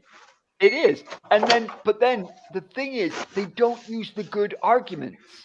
Like I think it was because by the time Nynaeve was in the presence of Swan, Yeah. Nynaeve had already volunteered to become an Aes Sedai. But that's At what I'm this saying. point, she's not sold yet. But why didn't they use the arguments that Moiraine uses on her in Eye of the World here? Why don't they just give Moiraine's lines to Swan? Or even, heck, let's do something really revolutionary and give Moiraine her own lines and have her give the argument. Because one of the things that she says to Nynaeve, and like you know how I said at the beginning when she does the put down with Nynaeve, she uses the fact that as a healer, Nynaeve puts someone's health at risk for her own pride, and Nynaeve has no comeback. She doesn't apologize because she's freaking Nynaeve, but she doesn't have a comeback. What Moiraine says to her in the show is, you hate the Aes Sedai, you hate the way they control people.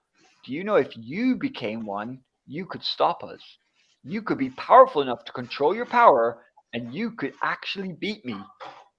I want that's that. The argument. That is the argument. And maybe that argument will still come. It's just because we do know it wasn't until the second book where Nynaeve was like actually willing to get trained. But she doesn't use the healing argument either. As in, like, you want to heal? With this power, if you could control it, imagine what you could do. That's the other argument that's going to suck Nynaeve in. But instead, they're just like, the fate of the world is reliant on you. Yeah, but I think you're all liars. I'm going to think they're going to use that argument next season when she actually has to properly train it. I don't think right now is the time for that because she still needs to be kind of reluctant and trusting. Which is why they shouldn't have brought them to the White Tower then, Dusty. They had no choice. They're cutting the budget, man. No, they did have a choice. Oh, you mean they inside did have a choice. The tower? You mean they could have gone Camlin straight to the north.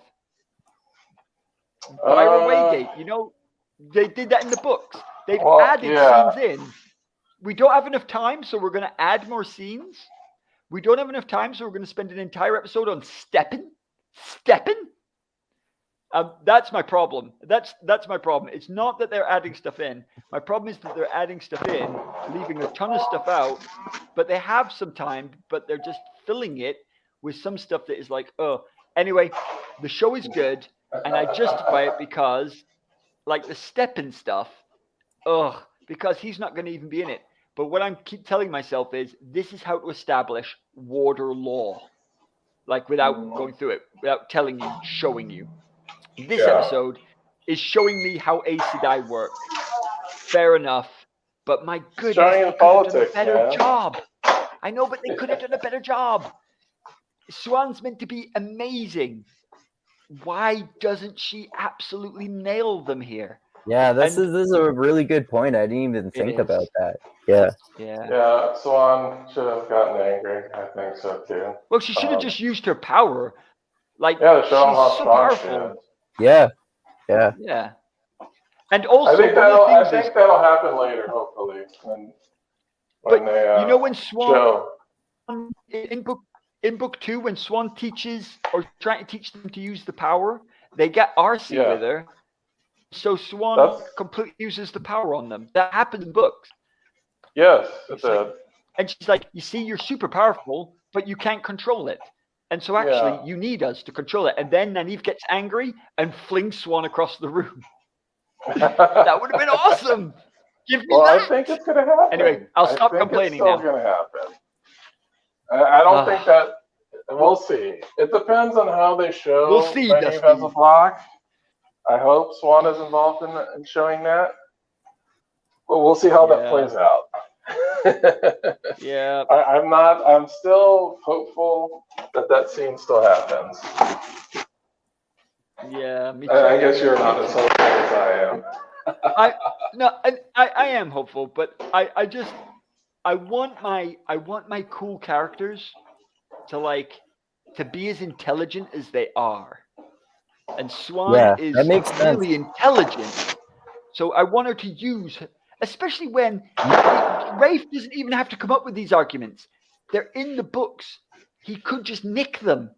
Yeah, that's a good point. Yeah. Do you think But anyway, Swan should have had Nynaeve figured out already?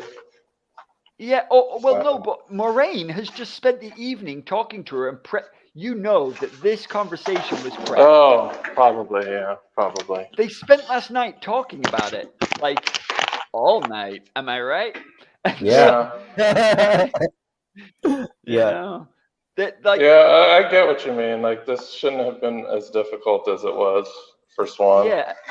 yeah, like especially when she's got all the power in the world, and she has an insider spy, and she can literally just pick people up with her mind.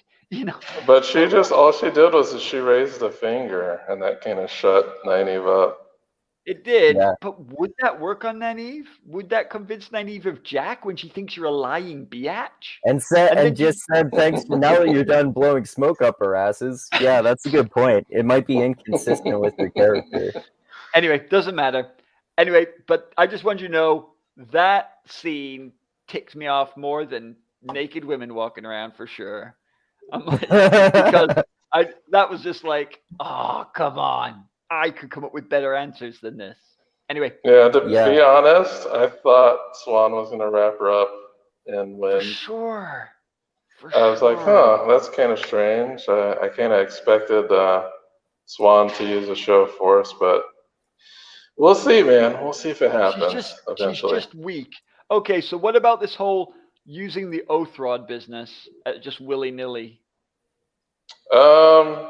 Well, it depends on whether I've heard justifications from it, and I don't know if this jives. Just is it necessary? That's my question. Here's what I've heard. Well, here's some theories. One theory is that now that she's under the oath rod, when she's questioned what she's doing, she doesn't have to say, I can't tell you. She just has to say, I've been exiled. Yeah. Like, she doesn't, like, right now we saw that she has trouble even talking about what is going on and why she's out of the tower. Yeah. She has kind of a pass now that she's under the oath rod. But all she had to say was, I have been sworn to secrecy. That's all she has to say. Yeah, but because if an Aes Sedai, but if an Aes Sedai has said and sworn an oath, because she can't lie, because of her original oath on the oath rod, she's stuck. So if that's one of the things that's established in the books, if an Aes Sedai ever gives you her outright word, she has to follow through with it because she can't knowingly lie when she tells you. And so, like, she could easily have just said, I gave my word to someone that I would never reveal this to anybody under my hope for the light. And the Amon-Seat would have had to go, shrugged her shoulders and gone, sorry, sisters, you know how that works. And they would have all gone, oh, yeah, we all know how that works. And then that would have to be it. But anyway, Swan put her in a stupid position. Moraine put her in a stupid position. But then, when they do the whole oath rod thing, one, that's not necessary. All they have to do is say you're exiled, and she's exiled. But anyway, whatever. And it's also strange that they're giving her a heavier punishment than Leandrine, who was acknowledged as the leader of the group that broke the law. We never saw Leandrine. Anyway, did we see Leandrine's punishment? No, she says, I'll punish you later, and Leandrine walks out. Why didn't she say that to Moraine? I'll punish you later, Moraine. And Moraine walks out. Do it in private. But anyway, but then, you know, this is what ticks me off about this scene. Okay, use the oath rod, whatever. It's not necessary, but maybe it's nice to show the fans what the oath rod looks like so that they can all be like, okay, we get it now. But this is one of the problems for me, character-wise. We have just established in this show that these two are desperately hiding the fact that they are secretly bed buddies and best mates, that they are big enemies. That's the whole point. And then, well, and that they're engaging in this plot to find the Dragon Reborn. Agreed. But basically, we're pretending that we're enemies, right? Not friends. Yeah. And then, in this scene, in front of everyone who's important, what do? They cry at each other in this tearful. oh my goodness. And Yeah, they Swan's do. crying, and Moraine's crying, and you're just like, are you kidding? And then Yeah, I Moraine know calls her like by a pet that part name. bothered me too. Like, what the fuck is going on here? How are you And then enemies she's like, right now? yeah, and like, but she isn't just like, I swear to obey you. She's like, I swear to obey you, clever as a silver pike or whatever. And Yeah, I'm like, yeah. you're using pet names. Don't call her a pufferfish, or I'm gonna slap you. And I'm like, She's Yeah. adopting tyrant culture. yeah, I know that, but are we supposed to believe that the 3 red sitters don't notice that? That they're not thinking, holy crap, they're Yeah. having like a little moment here. Are they all meant to be that dumb that they can't pick up on this incredibly emotive, outwardly emotional? Yeah, I think the tearing up was a mistake. I don't get Yeah, why they included that and here at but all. even the language. What's the point of bringing in words that weren't in the oath, like clever as a silver pike, or what? Like you wouldn't do that if you're Moraine trying to hide the fact. Moraine should be acting as if, wow, this is my enemy who's finally got the better of me and is kicking me out the tower, because that's what they're pretending is happening. And Yeah, instead, it doesn't make sense why they did like, that at all. yeah, Like, I'm going to be separated from my lover, and I don't know when I'll see her again. And I'm like, yes, that's what's happening, but you're saying that you're these really great actors who no one suspects that you're truly allies. Come on, make me believe it, people. Make me believe it. Anyway, yeah, so that's my I problem agree. more than the oath rod. Yeah, That's I my agree. problem more than the oath rod. They've made Swan too weak. We'll see. We'll see what happens. Yeah, in future still episodes they'll hopeful. repair it, I believe. Because Swan at the beginning, I'm all up for it. Her demeanor in talking Yeah. most of the time is Yeah. fantastic. We've only been told so far that she's powerful in the show. I want to see it though. Yeah, I do. I think there's room for that in the next season. Yeah. Yeah, I at did not least like so. Leanne Sharif. I did not like Leanne Sharif at all. I mean, she didn't have much to do except scowl and bang a staff. But like, We'll see if she hope gets. We'll see what. I think she probably will be a more prominent character once they Yeah. get stilled. Yeah, but I want to love them before they're stilled, so that when they are, like, when I read The Shadow Rising, I was legitimately gutted. Like, seriously. I really struggle with mutiny storylines. Like in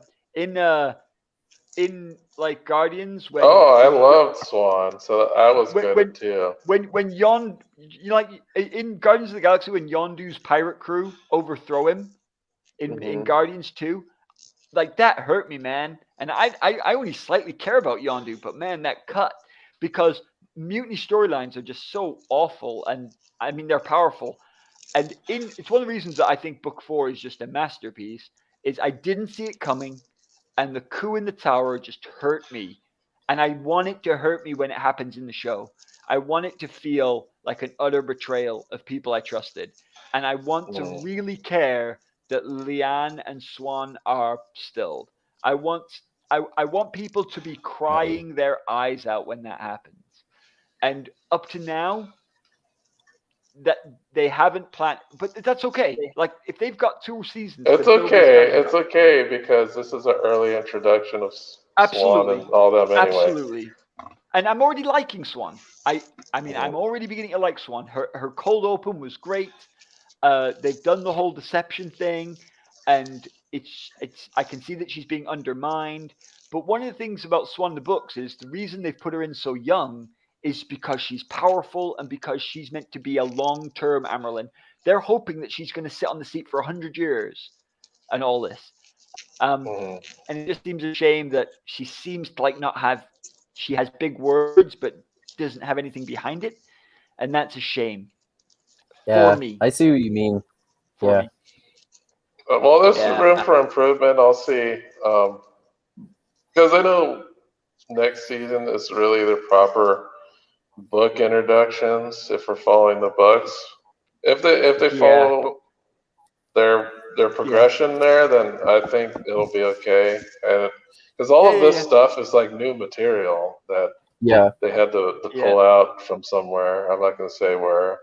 Some of it's Yeah. good. Some of this new material is great. Like I love the Logain episode. That was Episode 4 is awesome, and my it's all favorite episode, even though it's like Mine too. totally not in the books at all. yeah, like it's all most of it is not book canon. Yeah. It's just No. all made up stuff, and it's like one of the best episodes, which is kind of nuts. Yeah. Well, this show is definitely not like someone suggested. Like I think Brandon says that the show is like 75% true to the book. I'm like, well, it's not really, Brandon. It's Well, he said it was like it's 50-50. Like he was saying well, that, okay, if you take two adaptations, you take Lord of the Yeah. Rings and then you take The Shining. He says Wheel of Time kind of sits right in between those two That's a good adaptations. That's a good yeah, comparison. because even Lord of the Rings, because Lord of the Rings isn't. They're both 100%. great adaptations too, in my opinion. Like even though the Shining one is way less accurate to the book. Yeah, but it's Yeah, still Lord a of good the adaptation. I Rings, get there's you. still people upset. Like, oh, Arwen. Oh, she has such a prominent role in this movie. And she's like barely a blip in the books. Yeah. Yeah. But that's always an issue. That change that they made in the movie, I think, makes Aragorn a better character because he's less one-dimensional. I see that. They emphasize different dimensions. They emphasize his gritty, rangery side, his Strider over his Aragorn II. And and that's fine. That's good because it's still Aragorn, just a different aspect of his character. And I agree, Andrew. It makes him a better protagonist if you don't know for sure that he's already the once and future king. Yeah, that he has some doubt makes him more relatable. And the way the ghosts work in the movie is actually better than the way the ghosts work in the books, even though the ghosts are still a Deus Ex Machina. But in the books, they work much worse than in the movie. In the movie, they're actually established better than the books. That there's like this reluctance and stuff. Like, and and like there's a reluctance from Aragorn. Like he's like, I won't use them. They're traitors. In the books, he's like, yeah, we're gonna go and pick up these ghost guys. And then So anyway, what did you think about the ending? Wow. There's a lot to say here. It's weird that they left Matt, right? And Dusty, you were telling me that that's when Barney Harris left the show. Yeah. So episode 6, right when COVID started was after that episode. Right. Okay. So they stopped filming. And during the hiatus is when Barney left. So if you take a real close look at that scene at the end where he's just kind of standing off there by himself, like really blurry, it's like obvious that he's CGI'd in. Okay. Right. Yeah, I saw that Daniel Green was saying that was a really, really awkwardly cut end scene for Barney Harris.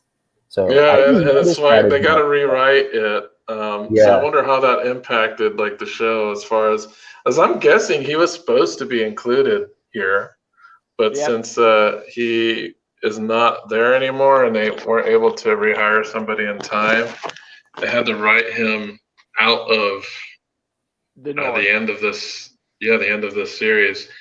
I wonder what's going to happen though. It's kind of interesting what they're going to do. I wonder how they're going to remedy this. Luckily, Matt has jack all to do up at the Eye of the World. So it's not important, which is good. That he isn't very important to the ending of this particular season. Do you guys think?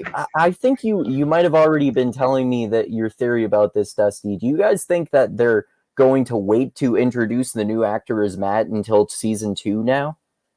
Yes. Okay. Sorry, I think so. I think that's what you think too, right, Dusty? Whenever Barney leaves, I don't think the new actor for Matt's arriving until season 2. I thought Barney Harris was going to be in all 8 episodes. If I'm honest, I didn't realize this was his last episode. I thought he'd be in all 8, but I always expected new Matt to turn up in episode 1, season 2. Okay. And I am gutted that Barney's out because I think he did a great job. Yeah, So it's sad yeah, that he he did. chose to leave. I hope that his replacement does as good of a job, just for the sake of the show. Yeah, and I hope that his replacement looks at least in the same range as he did. Like, obviously, he doesn't look like Brian Harris, but I hope he doesn't look like just completely different and sound completely different. I hope Yeah, there's at yeah. least some sort of similarity in height, build, hair, and demeanor. Like if like when they switched Dumbledores in the Harry Potter series, I was just like, Yeah. no, please don't. I found it really hard. Every Dumbledore just was like, I'm gonna do my own take on it, and I'm like, oh, please don't. Anyway, I didn't even notice. I didn't notice the You Dumbledore noticed. switch. No, You I'm serious. totally I noticed. didn't. I didn't notice until I was like looking up. I was looking up like the names of some of the cast members, and I was like, "What? There's two Dumbledores?" Yeah, Like, I don't remember any I switch. noticed, but I guess I never they even just were watched all so of the. different. I never even watched all of the movies, but when Dumbledore changed, I was there for those movies, and I guess I didn't really notice as much because I was probably still a kid when I watched those movies. Yeah, how old Oh, are I just you, watched Andrew? them last year, and I didn't notice. Oh, okay. How old are you, Andrew? I'm 32. Oh my goodness, you kid. Yeah, no wonder. I Fair enough. grew up with those Harry Potter books, man. Those are really They're- significant part of my history growing up and getting interested in reading In books books. because Mhm. my parents read the first 2 or 3 Harry Potter books to us, and then we were right at the age where we reread the first 3 books ourselves, because after the third one came out, we were finally able to read books ourselves, Yep. and then we pre-ordered books 4 through 7. Those are the only books I've ever pre-ordered. So yeah, we lose Barney, and one of the things that's good is if there was someone who might refuse to go, it would be Matt. Yeah. So at least that isn't like a complete ridiculousness in his personality. I also really like when Matt and when Egwene and Nynaeve turn up and they're like, oh, let's hug each other and love each other and let's talk. Yeah. And when Matt bumps into Perrin, he's like, idiot, and he's like, at least I didn't get an evil dagger. It's just like, I'm like, cool, Yeah. Perrin, good for you, buddy, good for Yeah. you. I was a big fan of that. Like, it was just like mates meeting up, a little bit of banter. I loved that. That was cool. And I was so pleased to see Rand just looking so happy to see everyone back together, and it just shows how much he cares about everybody, which is very Rand and very appreciative. I like that moment in this episode too. After Moraine takes the dagger from Matt, when Rand, who has been one of the people who has been really skeptical of her and Aes Sedai in general, thanks her for doing that for Matt. Yes. Agreed. That was a good scene. It was. What do you guys think of the way they portrayed the Waygate here? I thought it was pretty cool. I know people like on I forget her name, but that woman Watch Spoilers doesn't like it, but I'm okay with the way it looked. It's not the same. It's not the same as the books, but we knew that already. Like, I was ready for this. This is in the trailer. They prepped us for it. And the main point is, do I really care that it's not a Vendosora and you move a leaf to open it? Not particularly. Like, that is not the same as changing someone's character arc. And I don't mind that it's not in the town. I think it is a little bit of a thing because of later on, like, they have to disable the Waygate because it's literally in the city. So it's like I know in Camelin, it's inside Camelin for sure. Well, and there's one inside Tar-Valon. There's literally an Augier Grove inside Tar-Valon. Oh yeah, I forgot about that. And so when they're worried about like invasion, they disable the gates. But I presume that in the next episode they're going to figure out that that's how the Trollocs were getting to Two Rivers. I really hope so, because that's been brought up a few times in the show. So obviously the audience are expecting that will be answered. And I think so now that That Waygate, would be the that's good. case. If that's the case, who's opening them? As Well, we see that was they have to be opened with channeling. yeah, but that was the case, so we know that's the case, and Well, so we know that's the case, but now we have to figure out who's opening them because yeah, before anybody could basically open them as long as they had the yeah, key. In this case, it seems only channelers can open it, so it kind of yeah, changes stuff yeah. around here. Maybe they're gonna say there's dreadlords already. Who knows? But Either that or Black Aja or yeah, Black Aja.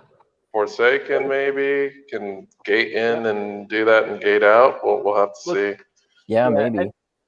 and what I'm hoping for is that in the next episode we see a bit of Machin Shin and the Trollocs, and then in the episode when they're actually in the north, that we hear that most of the time the Trollocs can't get past the Northmen. The Borderlanders hold them back because that's obviously the point. And then like, oh no, they're getting past you using the waygates, and then they talk about locking the waygates. That's what I'm hoping. I don't know how they're going to lock them, considering they don't have the key thing going on. But they've already they're using the power for all sorts of stuff that doesn't normally involve the power. But hey, so as long they're as they probably have a going to way blow to them up or something. oh, don't blowing up stuff from the Age of Legends hurts. If they do, they better make sure Loyal's not looking. He will not like that. They even established that they needed Loyal with them, and then they didn't have him unlock the Waygate, which I thought was sad. Because They better how have hard him would it reading the be? guide stones. Like if I hope so. Because why get him unless you need him, right? So right, because they were supposed to use him to locate it originally, and then he has to read the guide stones. Apparently, Leandrine knows how to read those guide stones. We'll see what happens with that next season if that's a thing. Yeah, we'll see. So I'm sure they will because they did in the show say we need him, and they went and got him. So they're going to have to show some kind of point or use. Yeah. I'm positive they will. I have faith. So I have no problem with the look. I think the look looks pretty cool. One of the things I've got to say is I loved the cinematography when she did open it, that they're showing you her face and then it goes dark. Oh, that was cool. And then they pan back and they show you it's all black. And you're like, oh, so not a nice portal. Not a nice portal. And then they go inside. I really hope it looks like spiraling walkways and stuff, though. Like, because when they went in, it looked like Moria. It looked like a cavern. Yeah. So I really hope they do the sort of. It's like, I mean, I don't know. In your head, this is how I saw it: blackness with long white arcing bridges, like bones, going through the blackness, like just spiraling out, like in just empty space. I don't know. That's what I always thought. Well, for me, it was like the perspective of the characters was such that you could only see an exact circumference of light around them, and right at that light cutoff point, you see nothing. So that's kind of what my headcanon was, that they could only see a certain amount, and then the light doesn't diffuse like a normal light would, it just cuts off. That's kind of what I feel like they describe it in the books, like complete blackness, like that's impenetrable and they can't see past a certain point. What they're walking on, I mean. What they're walking on. What they're walking on? I thought there were like these bridgeways without any railings. Stairs, right? Just without railings. Nowhere. Okay. Yeah. I think I think you guys remember the details of the books more than me for sure, because I didn't really think about that until just now. But to me, all I remember it as is kind of like them going through a deep dark void, and it just has regular architecture, but kind of like isolated in space. Yeah. Yes. Like, that's kind of how I pictured it. In the chat, just to have you. Like that kind of idea of just like white arcing pathways moving to like large platforms and then arcing to other pathways. Yeah, that's And- kind of how they describe it in the book. But if like it's an like that. underground walk through Moria, I think I'll be a little bit sad. You know, a Yeah. little bit. Yeah. Yeah, they need to It- make it- it so that there's like this negative space that they can't traverse. Yeah, I hope so. And it- also the idea that you can fall off, because it's meant to be like a bit of nightmare fuel, right? Did you notice that they ditched the horses? I did. That's I wonder surely for why. simplicity. Well, yeah, so I we guess don't it'd be kind of difficult, like trying to maneuver these horses in this heavily. What I assume will be somewhat CGI'd if they're Yeah. trying to get that effect of Yeah, absolutely. these floating platforms and stuff that seem Yeah. to be like. To me, it's just like it's not like it's like a very sparse Escher painting. Like you have Agreed. these weird crossing platforms that seem to lead to nowhere and seem to be suspended by nothing. Something like that. Yeah. Well, we'll get to see it next episode for sure. I'm kind of excited to see what that. I'm excited to see what they're going to do with Mashin Shin. I'm excited to see Loyal playing like a semi bigger role in the group. I'm excited to see like if they're going to show like the Trolloc traps and all that. And quick question on happens. a small thing, because you've got good eye, Dusty. A couple of scenes with Loyal in, he seems to have some handles sticking out of his belt. Is Loyal armed? I don't know. That's a good question. Those are. Because I think Let me they take a look. armed Loyal. You think they gave him some axe handles? Scene, I think they did put a long handle on his axe. And I don't know for sure because it's only two handles I can see. But they look like they got there is weapons. something sticking out there of his belt. So I think we might get to see angry Loyal at some point as well. You think we're going to see some combat inside the ways? Maybe not inside the ways, maybe on episode 8, because they'll want a big finale, won't they? It could also be a scroll. Yeah, and that would be far more in keeping with Loyal's character. But I'm just That would I'm be looking at it right now, and it's possible that might be just a scroll. Scroll cases? Well, there's two of them for one. One of them looks like it's possibly a scroll. One of them looks like it could be an axe handle. I'm not sure yet, though. We'll have to see. They look very much, like when samurai have two sword handles on the same side. It's like samurai axes, like a short axe and a long axe. Yeah. But anyway, we shall see. But it just when I saw those, I'm like, they look a lot like weapons. Yeah, we'll see. Because we don't see Loyal fighting for quite a while. Yeah, that's true. Now that Moraine's exiled as well, when they do go back to Tower, they're going to have to go to the Tower at some point. And be the girls are going to go back. Well, my guess is they're going to reconvene in Fall Dara, and then they're going to take the girls back to the Tower. Okay, so they're going to go to the Tower, but Moraine is going to go with Rand because you think Rand's going to just leg it? Instead of legging it at the end of Hunt, he's going to leg it at the end of Eye? Or doesn't Moraine go off on her own in the Great Hunt? Only at the very beginning. She goes to do the research. Yeah, she kind of splits off to find out more about the prophecies.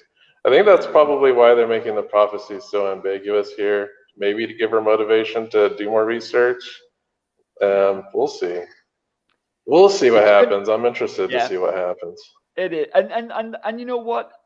Even though I know I've just whinged, and I'm sorry for those listening to the podcast about how much I've whinged today, I still enjoyed the episode. It's good when you do that. I like seeing that. Usually you're so accepting of things and stuff. It's important when you have those feelings. Yeah. I think I'm the most accepting here. That's true. That's true. Yeah. I accept, though, and like you pointed out, Andrew, some of the reasons are because my own personal morality got annoyed. Because of how much I don't want this to just be Game of Thrones Type 2. Like, yeah. I want it to be a Tom I thing. don't want it. I don't want it to either. Even though I like gratuitous nudity and violence, I don't want it to be Game of Thrones either. Yeah, I Yeah. want the gratuitous nudity to have a point, because there's Yeah. plenty of points when it's relevant, and so I just want it, like, if someone's being stripped to be beaten or to humiliate them on purpose, or because, look, I need to establish that these guys are actually having sex, but like when you're just having a secret meeting with the head of the Blue Aja, like, do you have to? And it doesn't matter. It doesn't matter. But it's the stuff where it's just like there's so much missed out, and I get it. But when that's happening, please let's establish characters true to form. And I think that with most of them, like with Perrin and Matt and Rand, I think they've done that. They've established characters true to form. Tom feels like Tom, and I was a little bit disappointed with Swan. I really was. And I want some future episodes where that actress can show me a bit more of what she's capable of, and that will make me feel better. I thought her presence in the hall was fine. in the hall was great. I thought that Until was she great. started- Outside of the crying. Yeah. Yeah. She started crying. And also when she couldn't handle Moraine not answering a question and allowed that to back her into a corner. Whereas Leandrine, like, she should have shut that woman down. Anyway, Yeah. she couldn't for the purpose of the plot, because they needed her to exile Moraine for dramatic reasons. But come on, you could have easily handled that. You're freaking Swan Sanche. You know what I'm saying? Mhm. Anyway. Yeah. I can't wait to see this episode on regular Negroes, though. Like, I've watched part of it. I haven't finished. Yeah, it came out yesterday. I haven't watched it yet. I was gonna watch it. I haven't watched it yet, but I'm gonna, because those guys, because they don't care about the book's integrity, they can just enjoy it in a raw way that I love, and that will make me like this episode more. Yeah, for sure. 5 and 6 are great. good episodes, but they're not my favorites. And the reasons they're not my favorites is not because they're bad episodes. It's because I allowed myself to get niggled. And so I just need to switch my head off. Well, I bet, like, that's, since we've read the books, we can't just forget that we've read the books. Like, we can give a lot of creative license to the show, but like the shit, like, there's some shit that I'm not gonna let slide, like the stuff with Lan losing his shit emotionally, and like, yeah, we can get over that. Yeah, we can get over it. And like extra tits and butts and boobs, we can also get over, Tristram. yeah. But the thing is, I've got to say, everyone I know who's not a mega fan, right, who's like maybe read them once or not read them at all, is loving the show. So Rafe's got the right idea. Like my wife, who is more prudish than I am, right? And like I've got to admit, she plays on her phone a bit when people start going full frontal nudity. But she enjoys this show. She enjoys these characters. She is able to follow the plot and follow the lore, even though it is deep and complex. And that is a credit to the showrunners. That is a credit to them. They've done something really good there, that this mass audience are loving it. And they also found a lot of pretty people to play these characters. Yeah, they did. Everyone's gorgeous in this world. Who knew? And that helps. That really does help. Yeah, it does. Yeah. Well, they got to do that with a show, right? Oh, and did you notice they had their first Scottish accent in this one? Yeah, and I guess they're not really like adhering to like accents and stuff like that. Well, maybe they are. Maybe they are. Well, that's Andor. She's from Andor, the lady. Maybe Andor is now Scottish. Maybe Elaine. I always thought that Ilian was going to be Scottish, because that's like the do be, and the way they talk. To me, that's more Scottish than like, regular English. I don't hear that as Scottish to me in the books. Like in the audiobooks too. The guy Bail Domon. Bail Domon. He sounds more like piratey or something like that. But it's closer to Scottish than like anything else. Well, I don't know. I didn't expect anyone to sound Scottish. Is my honest truth. But the point is, one of the things they say. But hey, I didn't think anyone was going to sound American, and yet, isn't Tom Maryland American? Well, everyone's a little bit American. But anyway, the point is that. Wait, who's American in the show? I'm forgetting here. Well, surely Swan is, right? She must be. No, she has a little bit of an accent. So Yeah, it's she's obviously. some They're of all it is Americans just pretending not some to of these be. accents are more like posh than Britishy, though. Well, I'm Well, you trying don't to need see to if be is there anybody heavy with an British. American accent in the show. Well, we'll see. I don't know. I think a lot of people on the show might be American actors who are doing a very good job of trying to not be heavy American actors, and I respect them for their skill. You might notice this more than we do too, because you Yeah. actually live in the UK. I bet. Yeah, and I do live in the UK. You are right to bet on that. That is where I live. But it's interesting, and I think they've done a great job. But I think it also because might be the whole thing. Zoe Robbins cultural memory. and well, Egwene and Nynaeve are like New Zealand and Australian. Yep. So And, I don't. But they don't sound New Zealand and Australian. She does not sound Kiwi. Like she's done No. a good job. But the key thing for me is that I think the Wheel of Time that Rafe is showing us is extremely multicultural, and I think one of the things he's probably going to suggest is the accents have mixed, just like the races have. That makes And sense. accent isn't a massive deal, but there's a little bit of an accent that might tell you a little bit, but it's not like super heavy. And it's more in like the language that they use, like fish idioms or saying yeah at the end of sentences. Well, it sounds like Gildon has like a Spanish-ish type of accent. Because like both of the actors, I think Logain and the King.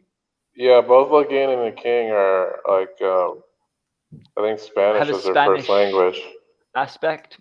Yeah, so I think that's what they're going to do for Gildon, have like the Spanish aspect to it. So we'll see if they have like accents. I don't know what the Scottish accent's going to mean. Because Andor's kind of a big place. You know, it could be Camelin, could be Barrelon, could be Two Rivers. Who knows if there's a Two Rivers accent? I haven't heard it yet. Because Matt sounds like, I don't know, what accent is Matt in like UK? He's like a city boy or something, right? Yeah, well, yeah. That's kind of like a grungy city boy accent. I don't think I could place him. It's not Londoner, but if you asked me where's Matt from in the UK, I wouldn't be able to tell you, honestly. Like American pretending to be British place. Yeah.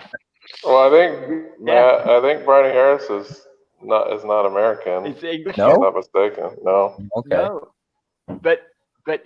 But he definitely does have a little bit of an American accent. I'm sure he isn't American. I think Daniel Henney is definitely UK American. Yeah, a lot of the actors are international. Like, when I say international, we're talking from Daniel's he's Korean, but he's from the United States. Logain's from South America. I'm glad they're like picking these type of actors that are famous in their respective countries, because that kind of just expands the interest. Because the guy that's Logain, who plays Logain, is actually, from what I've heard, is a very famous actor in South America. I've never heard of him, but I've heard that he's a really big deal in South America. And then Priyanka is actually we're talking about Alana. She's kind of a big Bollywood actor. So yeah, they're really trying to get like this kind of international cast, which I think will only work in the show's favor if they're trying to garner like a really large audience from across the world. I like that. That's cool. I hope so. Because Yosha's Dutch, isn't he? Yeah, he's Dutch. Yeah, and he's like, Dutch.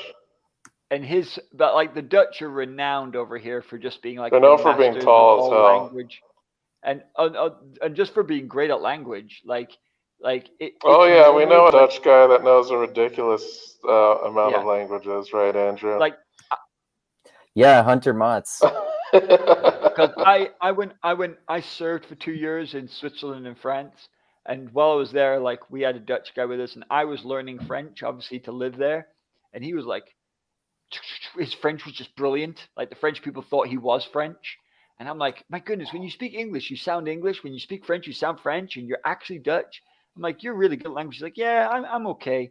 I'm like, do you speak any other language? He's like, yeah, I got German, I got Spanish, I got Italian. I'm like, how? And he's like, but my Danish isn't very good. I'm like, did you just say your Danish wasn't good after you told me that you fluently speak 5 other languages? He's like, but I've really got to work on my Danish. He's like, because they're up close to us, and I sometimes visit there. I'm like, oh my goodness, dude. Like, how? Like, I'm like, you should come to the UK, and people go to us like, you study French in the UK and you speak terribly, and everyone's like, oh, well done, you get a C. You pass. And then you go to France, and those people who have a C in French can't do jack squat if they're actually trying to get around. even like if you're born or you live in Montreal here in Canada, and then you go to France, the French Canadian is seen as like hick French. Oh my goodness! I had a friend who was from Canada, Morin, and he was Quebecois, and like the way he would pronounce everything was so different that even though I could speak French, I mean, my French is rubbish now. It's been years. I'm 40. I came back from France when I was 21, so you can imagine how bad my French is now. But I used to speak it fluently, and he would just you can't do that. You're like you would say like "press le pain," and I'm like, you can't. I'm like, are you saying "passer le pain"? And you're like, "press le pain." I'm like, you can't. It's not French. Anyway, it was like it's like a different version of French. It's like a whole different language, Quebec French. That's funny. Quebecois. I could not understand him sometimes at all, but he was fluent, like a fluent speaker. But my goodness, sometimes the French people. I'm a fluent speaker in redneck. Anyway, but guys, so overall, how are you viewing the episode so far? From me, 3 and 4 are my favorites. 1 and 2, I think were good. They were really legitimate to the book, but they had a lot of introducing to do. 5 and 6, I feel were in ways better than 1 and 2, but they had the things that annoyed me the most as well. And I think they had the most additional fillerly like things. But what I'm trying to think is I think 5 and 6 are to set the tone rather than to tell the story. But 3 and 4 are my favorites so far, even though a lot of those were not canon points either. I just think they were well acted. They were really dramatic. The revelation of the explosion of healing was just my favorite point in the series so far. That's where I'm at. What's your feelings? Yeah, like for me, episode 4 is definitely my favorite. I think episode 1 might be my second favorite. Episode 3 I liked a lot too. Episode 2 was all right. I really didn't like episode 5 just because I couldn't handle that stuff with Lan and with Loyal. And it was a way slower pace than the previous episode, and but I like episode 6 overall. I like it about as much as almost as much as episode 3, but definitely not as much as 4. Yeah, I'll say that what I like. You really like the intrigue stuff, didn't you? Yeah. Yep, that's what I was going to bring up. And I liked that they introduced the intrigue this early in the season along the books, because we don't really get much intrigue at all. We don't get any intrigue at all in the first book. But I like that they're trying to establish that, because intrigue is kind of the modern way of doing things. Yep. If we're talking about 2021. So they kind of had to put that in here at this point in time. I'm fine with it. I think they did pretty well there with establishing that. I like every time Loyal, despite what Andrew says about Loyal, I like every time he shows up. It just makes me smile. I think he's well acted, and I think he's perfectly voiced. I agree. do think his image is not the best image, though. His hair, in particular, could have just been done better. Yeah, the afro is so Right. easy. Like, I don't Well, mind the fro. I think it's but funny. his acting and his voice in particular, like I could just listen to that on the audiobook, and like that is loyal. yeah, I think his like- voice, though, I'm going to be honest, I think it's synthesized. Well, I It's don't not care if it's his real synthesized. voice. It's perfect. It's perfect. Yeah, so I don't mind it being my- synthesized. That's Yeah, actually my- fits perfectly. My hat off to the synthesizer.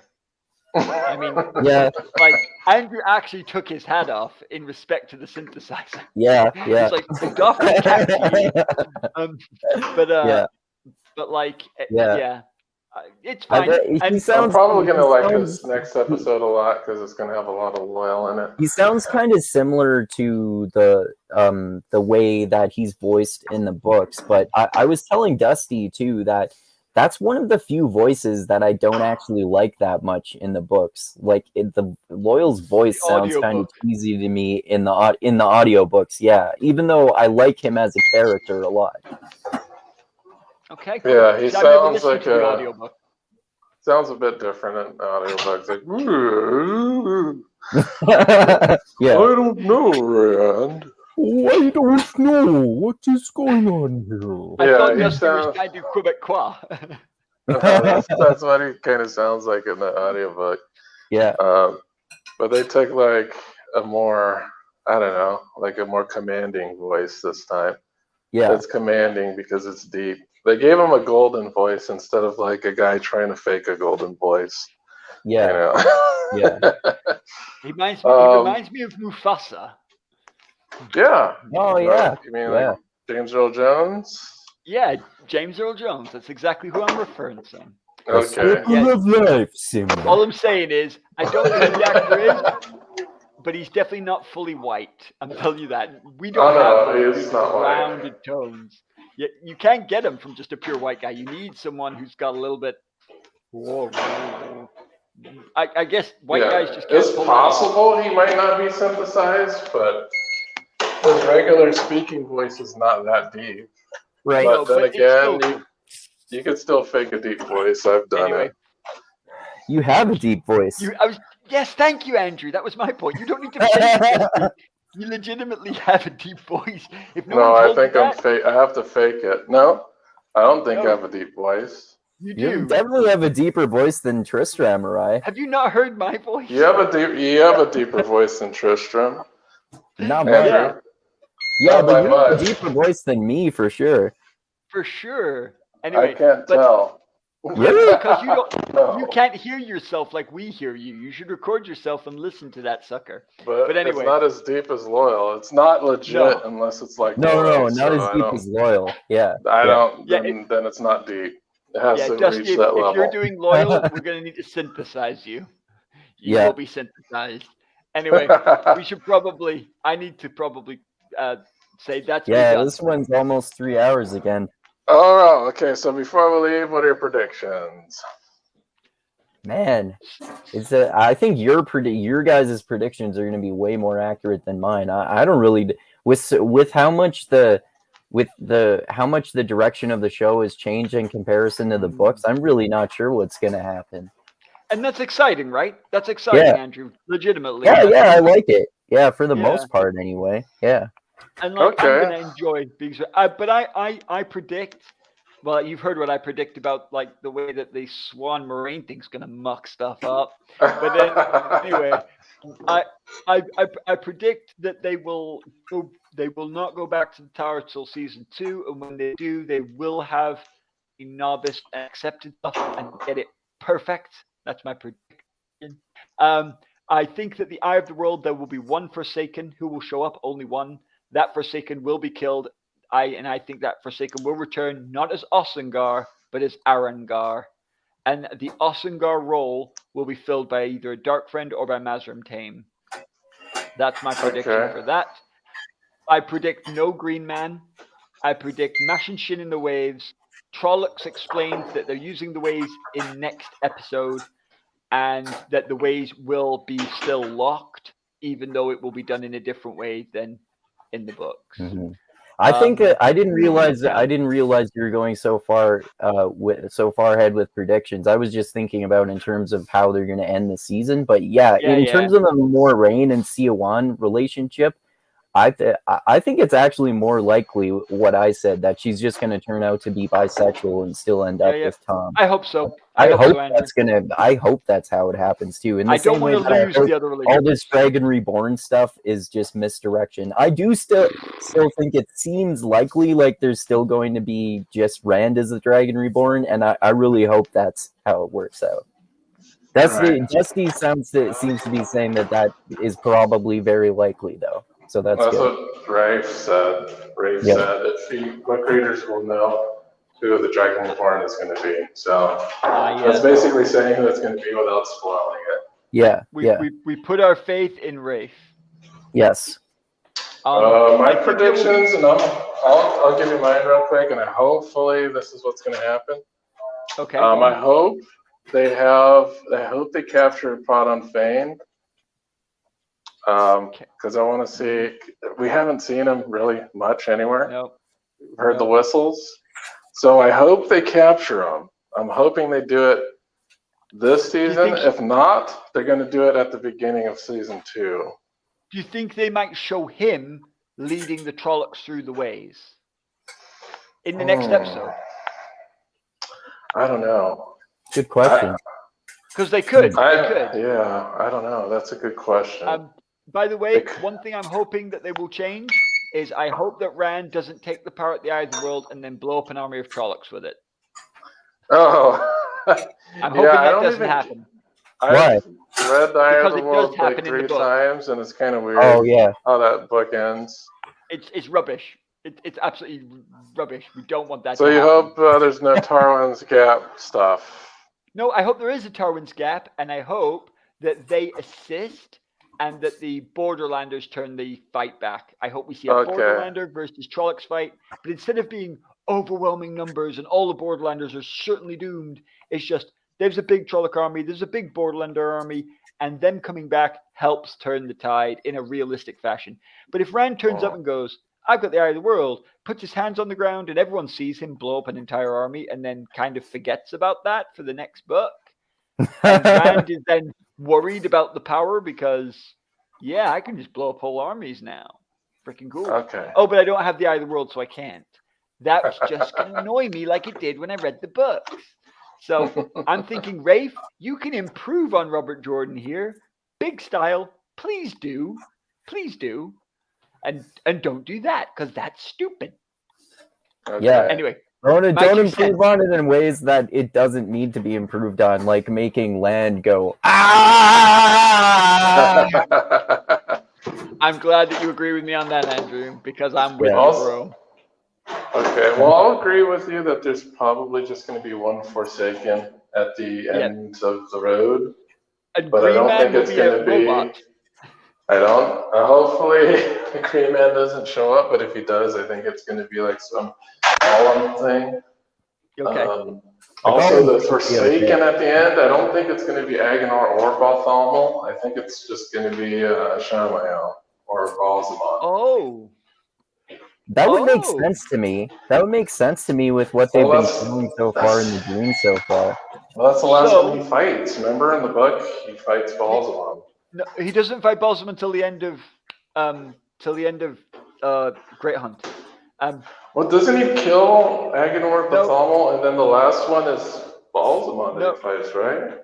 No, it's those two. He fights Balsamon at the end of the Great Hunt in the sky. I thought it was Balsamon that he fought But the thing is, I think he needs to kill the Forsaken if we're going to have the Arangar storyline. And he's going to need to kill one. I think they will love that storyline. You kill a bloke and he comes back as a woman who channels the male half of the power. They're going to love that. That is a storyline for 2022. right? That's a storyline that the fans will. That's the story that caught me by surprise. It catches the Aes Sedai by surprise. It's tasty storyline. And they could have the whole sexual tension as her masseuse is like working her body. And she's like, oh yeah. And then she's using that to manipulate her. Like that, like, guys, that's just like begging for some fan service. And it's also very clever and plot driven. So it's the kind of fan service that even Puritan Tristram can get on board with, because hey, that makes freaking sense. And it's so clever that I'm totally. So anyway, I really hope that they have a Forsaken, that he's a male Forsaken, that he gets completely blown up so that he can be reborn, because it also shows the dark promises are somewhat real. That when he says, I can bring you back from the dead, he actually can. And that makes it far more tempting when he starts saying to Rand, this is on the table. You're like, oh, I actually know that's real. Not like in our world, right? When people believe in religion, there's no proof. It's just faith. In this world, it's all very, very real. And you can say, hey, look at this power. Anyway, I'll stop talking. Yeah, I completely forgot. I was like, does he fight Balsamon too? But I remember, Agenor gets his youth back or something. I totally didn't remember those details. I just seem to remember him fighting Balsamon at the end of all three of the first three books. Yeah, I completely forgot. Yeah, it's Balthamel, and he gets turned into a tree or a mushroom or something like that. The Green Man. And then, that's funny. And then Agenor manhandles everybody, but he has the lines. Yeah, he has the lines, and then gets severed. Yeah. And then and then Rand does the weird stuff with Tarwin's Gap. Blows everybody up. Yeah. So we'll see how they end it. I'm interested to see what happens. I'm really interested in seeing Fall Dara, so I'm not sure if that's going to be the end of the next episode. I can't imagine they're going to spend an hour in the ways. I'm guessing at most it's going to be 15 minutes. Yeah. So I'm thinking we are going to get some Fall Dara tomorrow. So I'm not tomorrow, but next week. I'm really excited to see that, and I'm guessing also from the trailers we might be seeing some Blood Snow possibly. Oh, okay. That'd be interesting. And then, I want to see if there is going to be a portrayal of the Blight and what that's going to look like. I think we will see the Blight, and that would be cool. I hope so. I hope we get to see the Blight, and I hope we get to see the ruins of Malkir. I hope we see the Forsaken fights, at least one of them. That would be fucking awesome. They have to. They have to. There's no way there's not going to be one. The people will be up in arms. How could there be no Forsaken? That'd be crazy. Yeah. Anyway. For sure. Overall, as far as ranking among the other episodes, no, it's not my favorite. It's not my least favorite, but there are parts of this episode that I love. The cold opening was amazing for me. I really loved the cold opening on this episode. But the intrigue stuff I really liked, but I didn't get why they made them cry. It just doesn't make sense to me. I don't know. Someone's going to have to call out Rafe and interview him and ask him why he decided to do that. I would like to hear his input. But I don't think he wrote that episode, so I don't know, man. I want to show that everyone's super emotional all the time. Yeah. But I have high hopes for the next couple of episodes. I think even my favorite parts of the first book are the last leg of the trip to the Blight. That's my most excited. To me, that's the part I look forward to, because it's the most alien part of the book. I always love the epic Forsaken battles the most. Yeah, and it's a pretty good one. So, man, only 2 more weeks left. Only 2 more episodes left. How are you guys feeling about that? I feel good. I'm a little gutted that it's so short. Come on. But I'm enjoying the impact it's having, and I know that some people will like it more because every episode is punchy because it's so short. Yeah. So yeah, I guess we could go ahead and wrap everything up here for today. Next week, we're gonna check out episode 7, and I Do you think it's guys called. do you guys want to wait to until the season is done of season 1 before we talk about those Brandon Sanderson short stories on my channel? Yeah. Okay.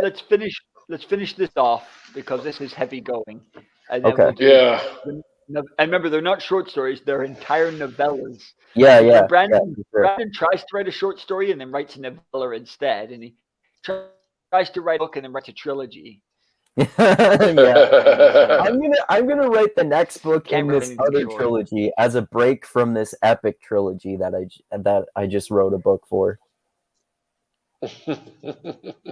Yeah, like one of the commenters in Brandon's YouTube video on the Wheel of Time is like, I think it's a bit weird that Brandon's signing things during this. I think he's trying to flex. I'm like, you idiot. He's not. Dude, trying that's to how he flex. does. He does podcasts that- while he's doing signing stuff, so he can get more stuff done. He's doing it correct. Like, how do you think this guy does the ridiculous stuff he does? Anyway. Yeah. Oh, remember Somebody the evil power talking. of Baden. Yeah, absolutely. He's right. So what we'll see with the mashing shin and the dagger and the ways. Yeah, Could we'll be see. I awesome. want to see what happens. I'm glad that even though I've read the books, there's still a lot of things that are so unexpected about this show. So that pleases me that I'm able to see something new.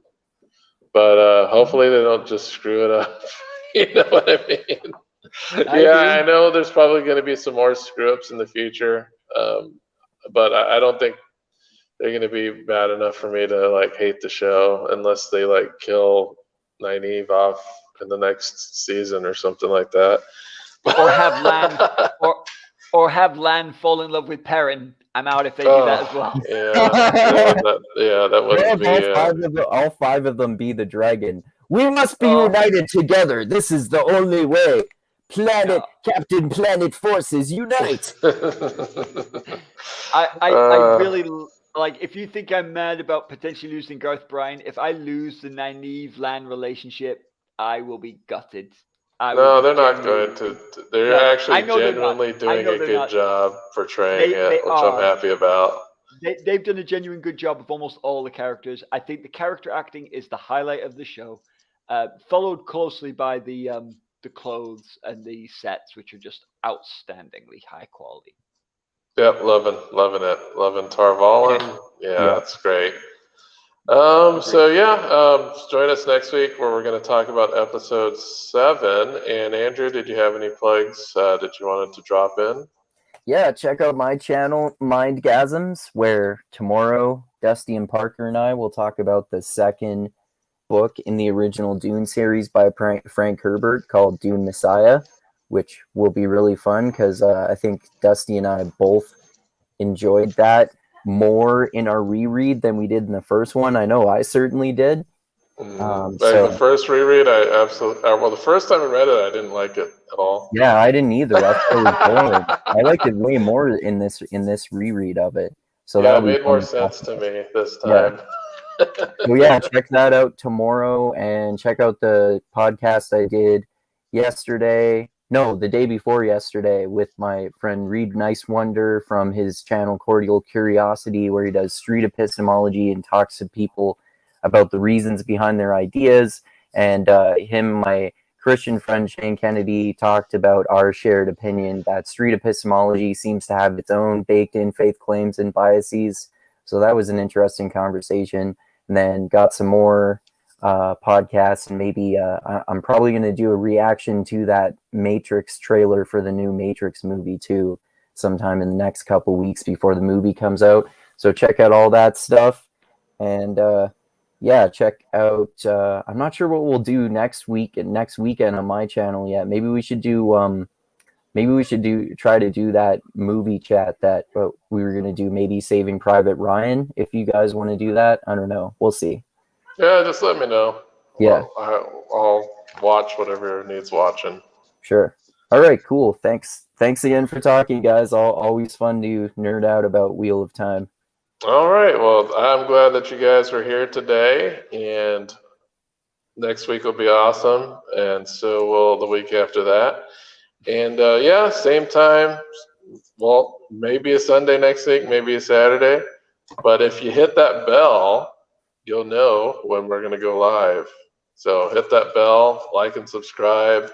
Watch other content creators, especially Everyday Negroes. Love those guys. Yeah.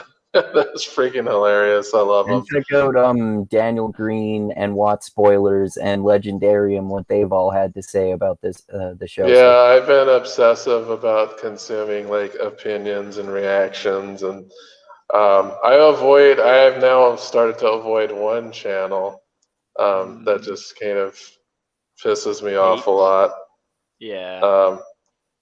And it's not, and it's weird too, because I was like, I like this guy, but man, is he like really, really, really focusing on some weird things here? Okay. I don't want to say the name, but Okay. I'll tell you guys offline. No, but yeah, no. you guys have a great day. And Ciao, dude. check I us need to next sleep. week. Check us out next week.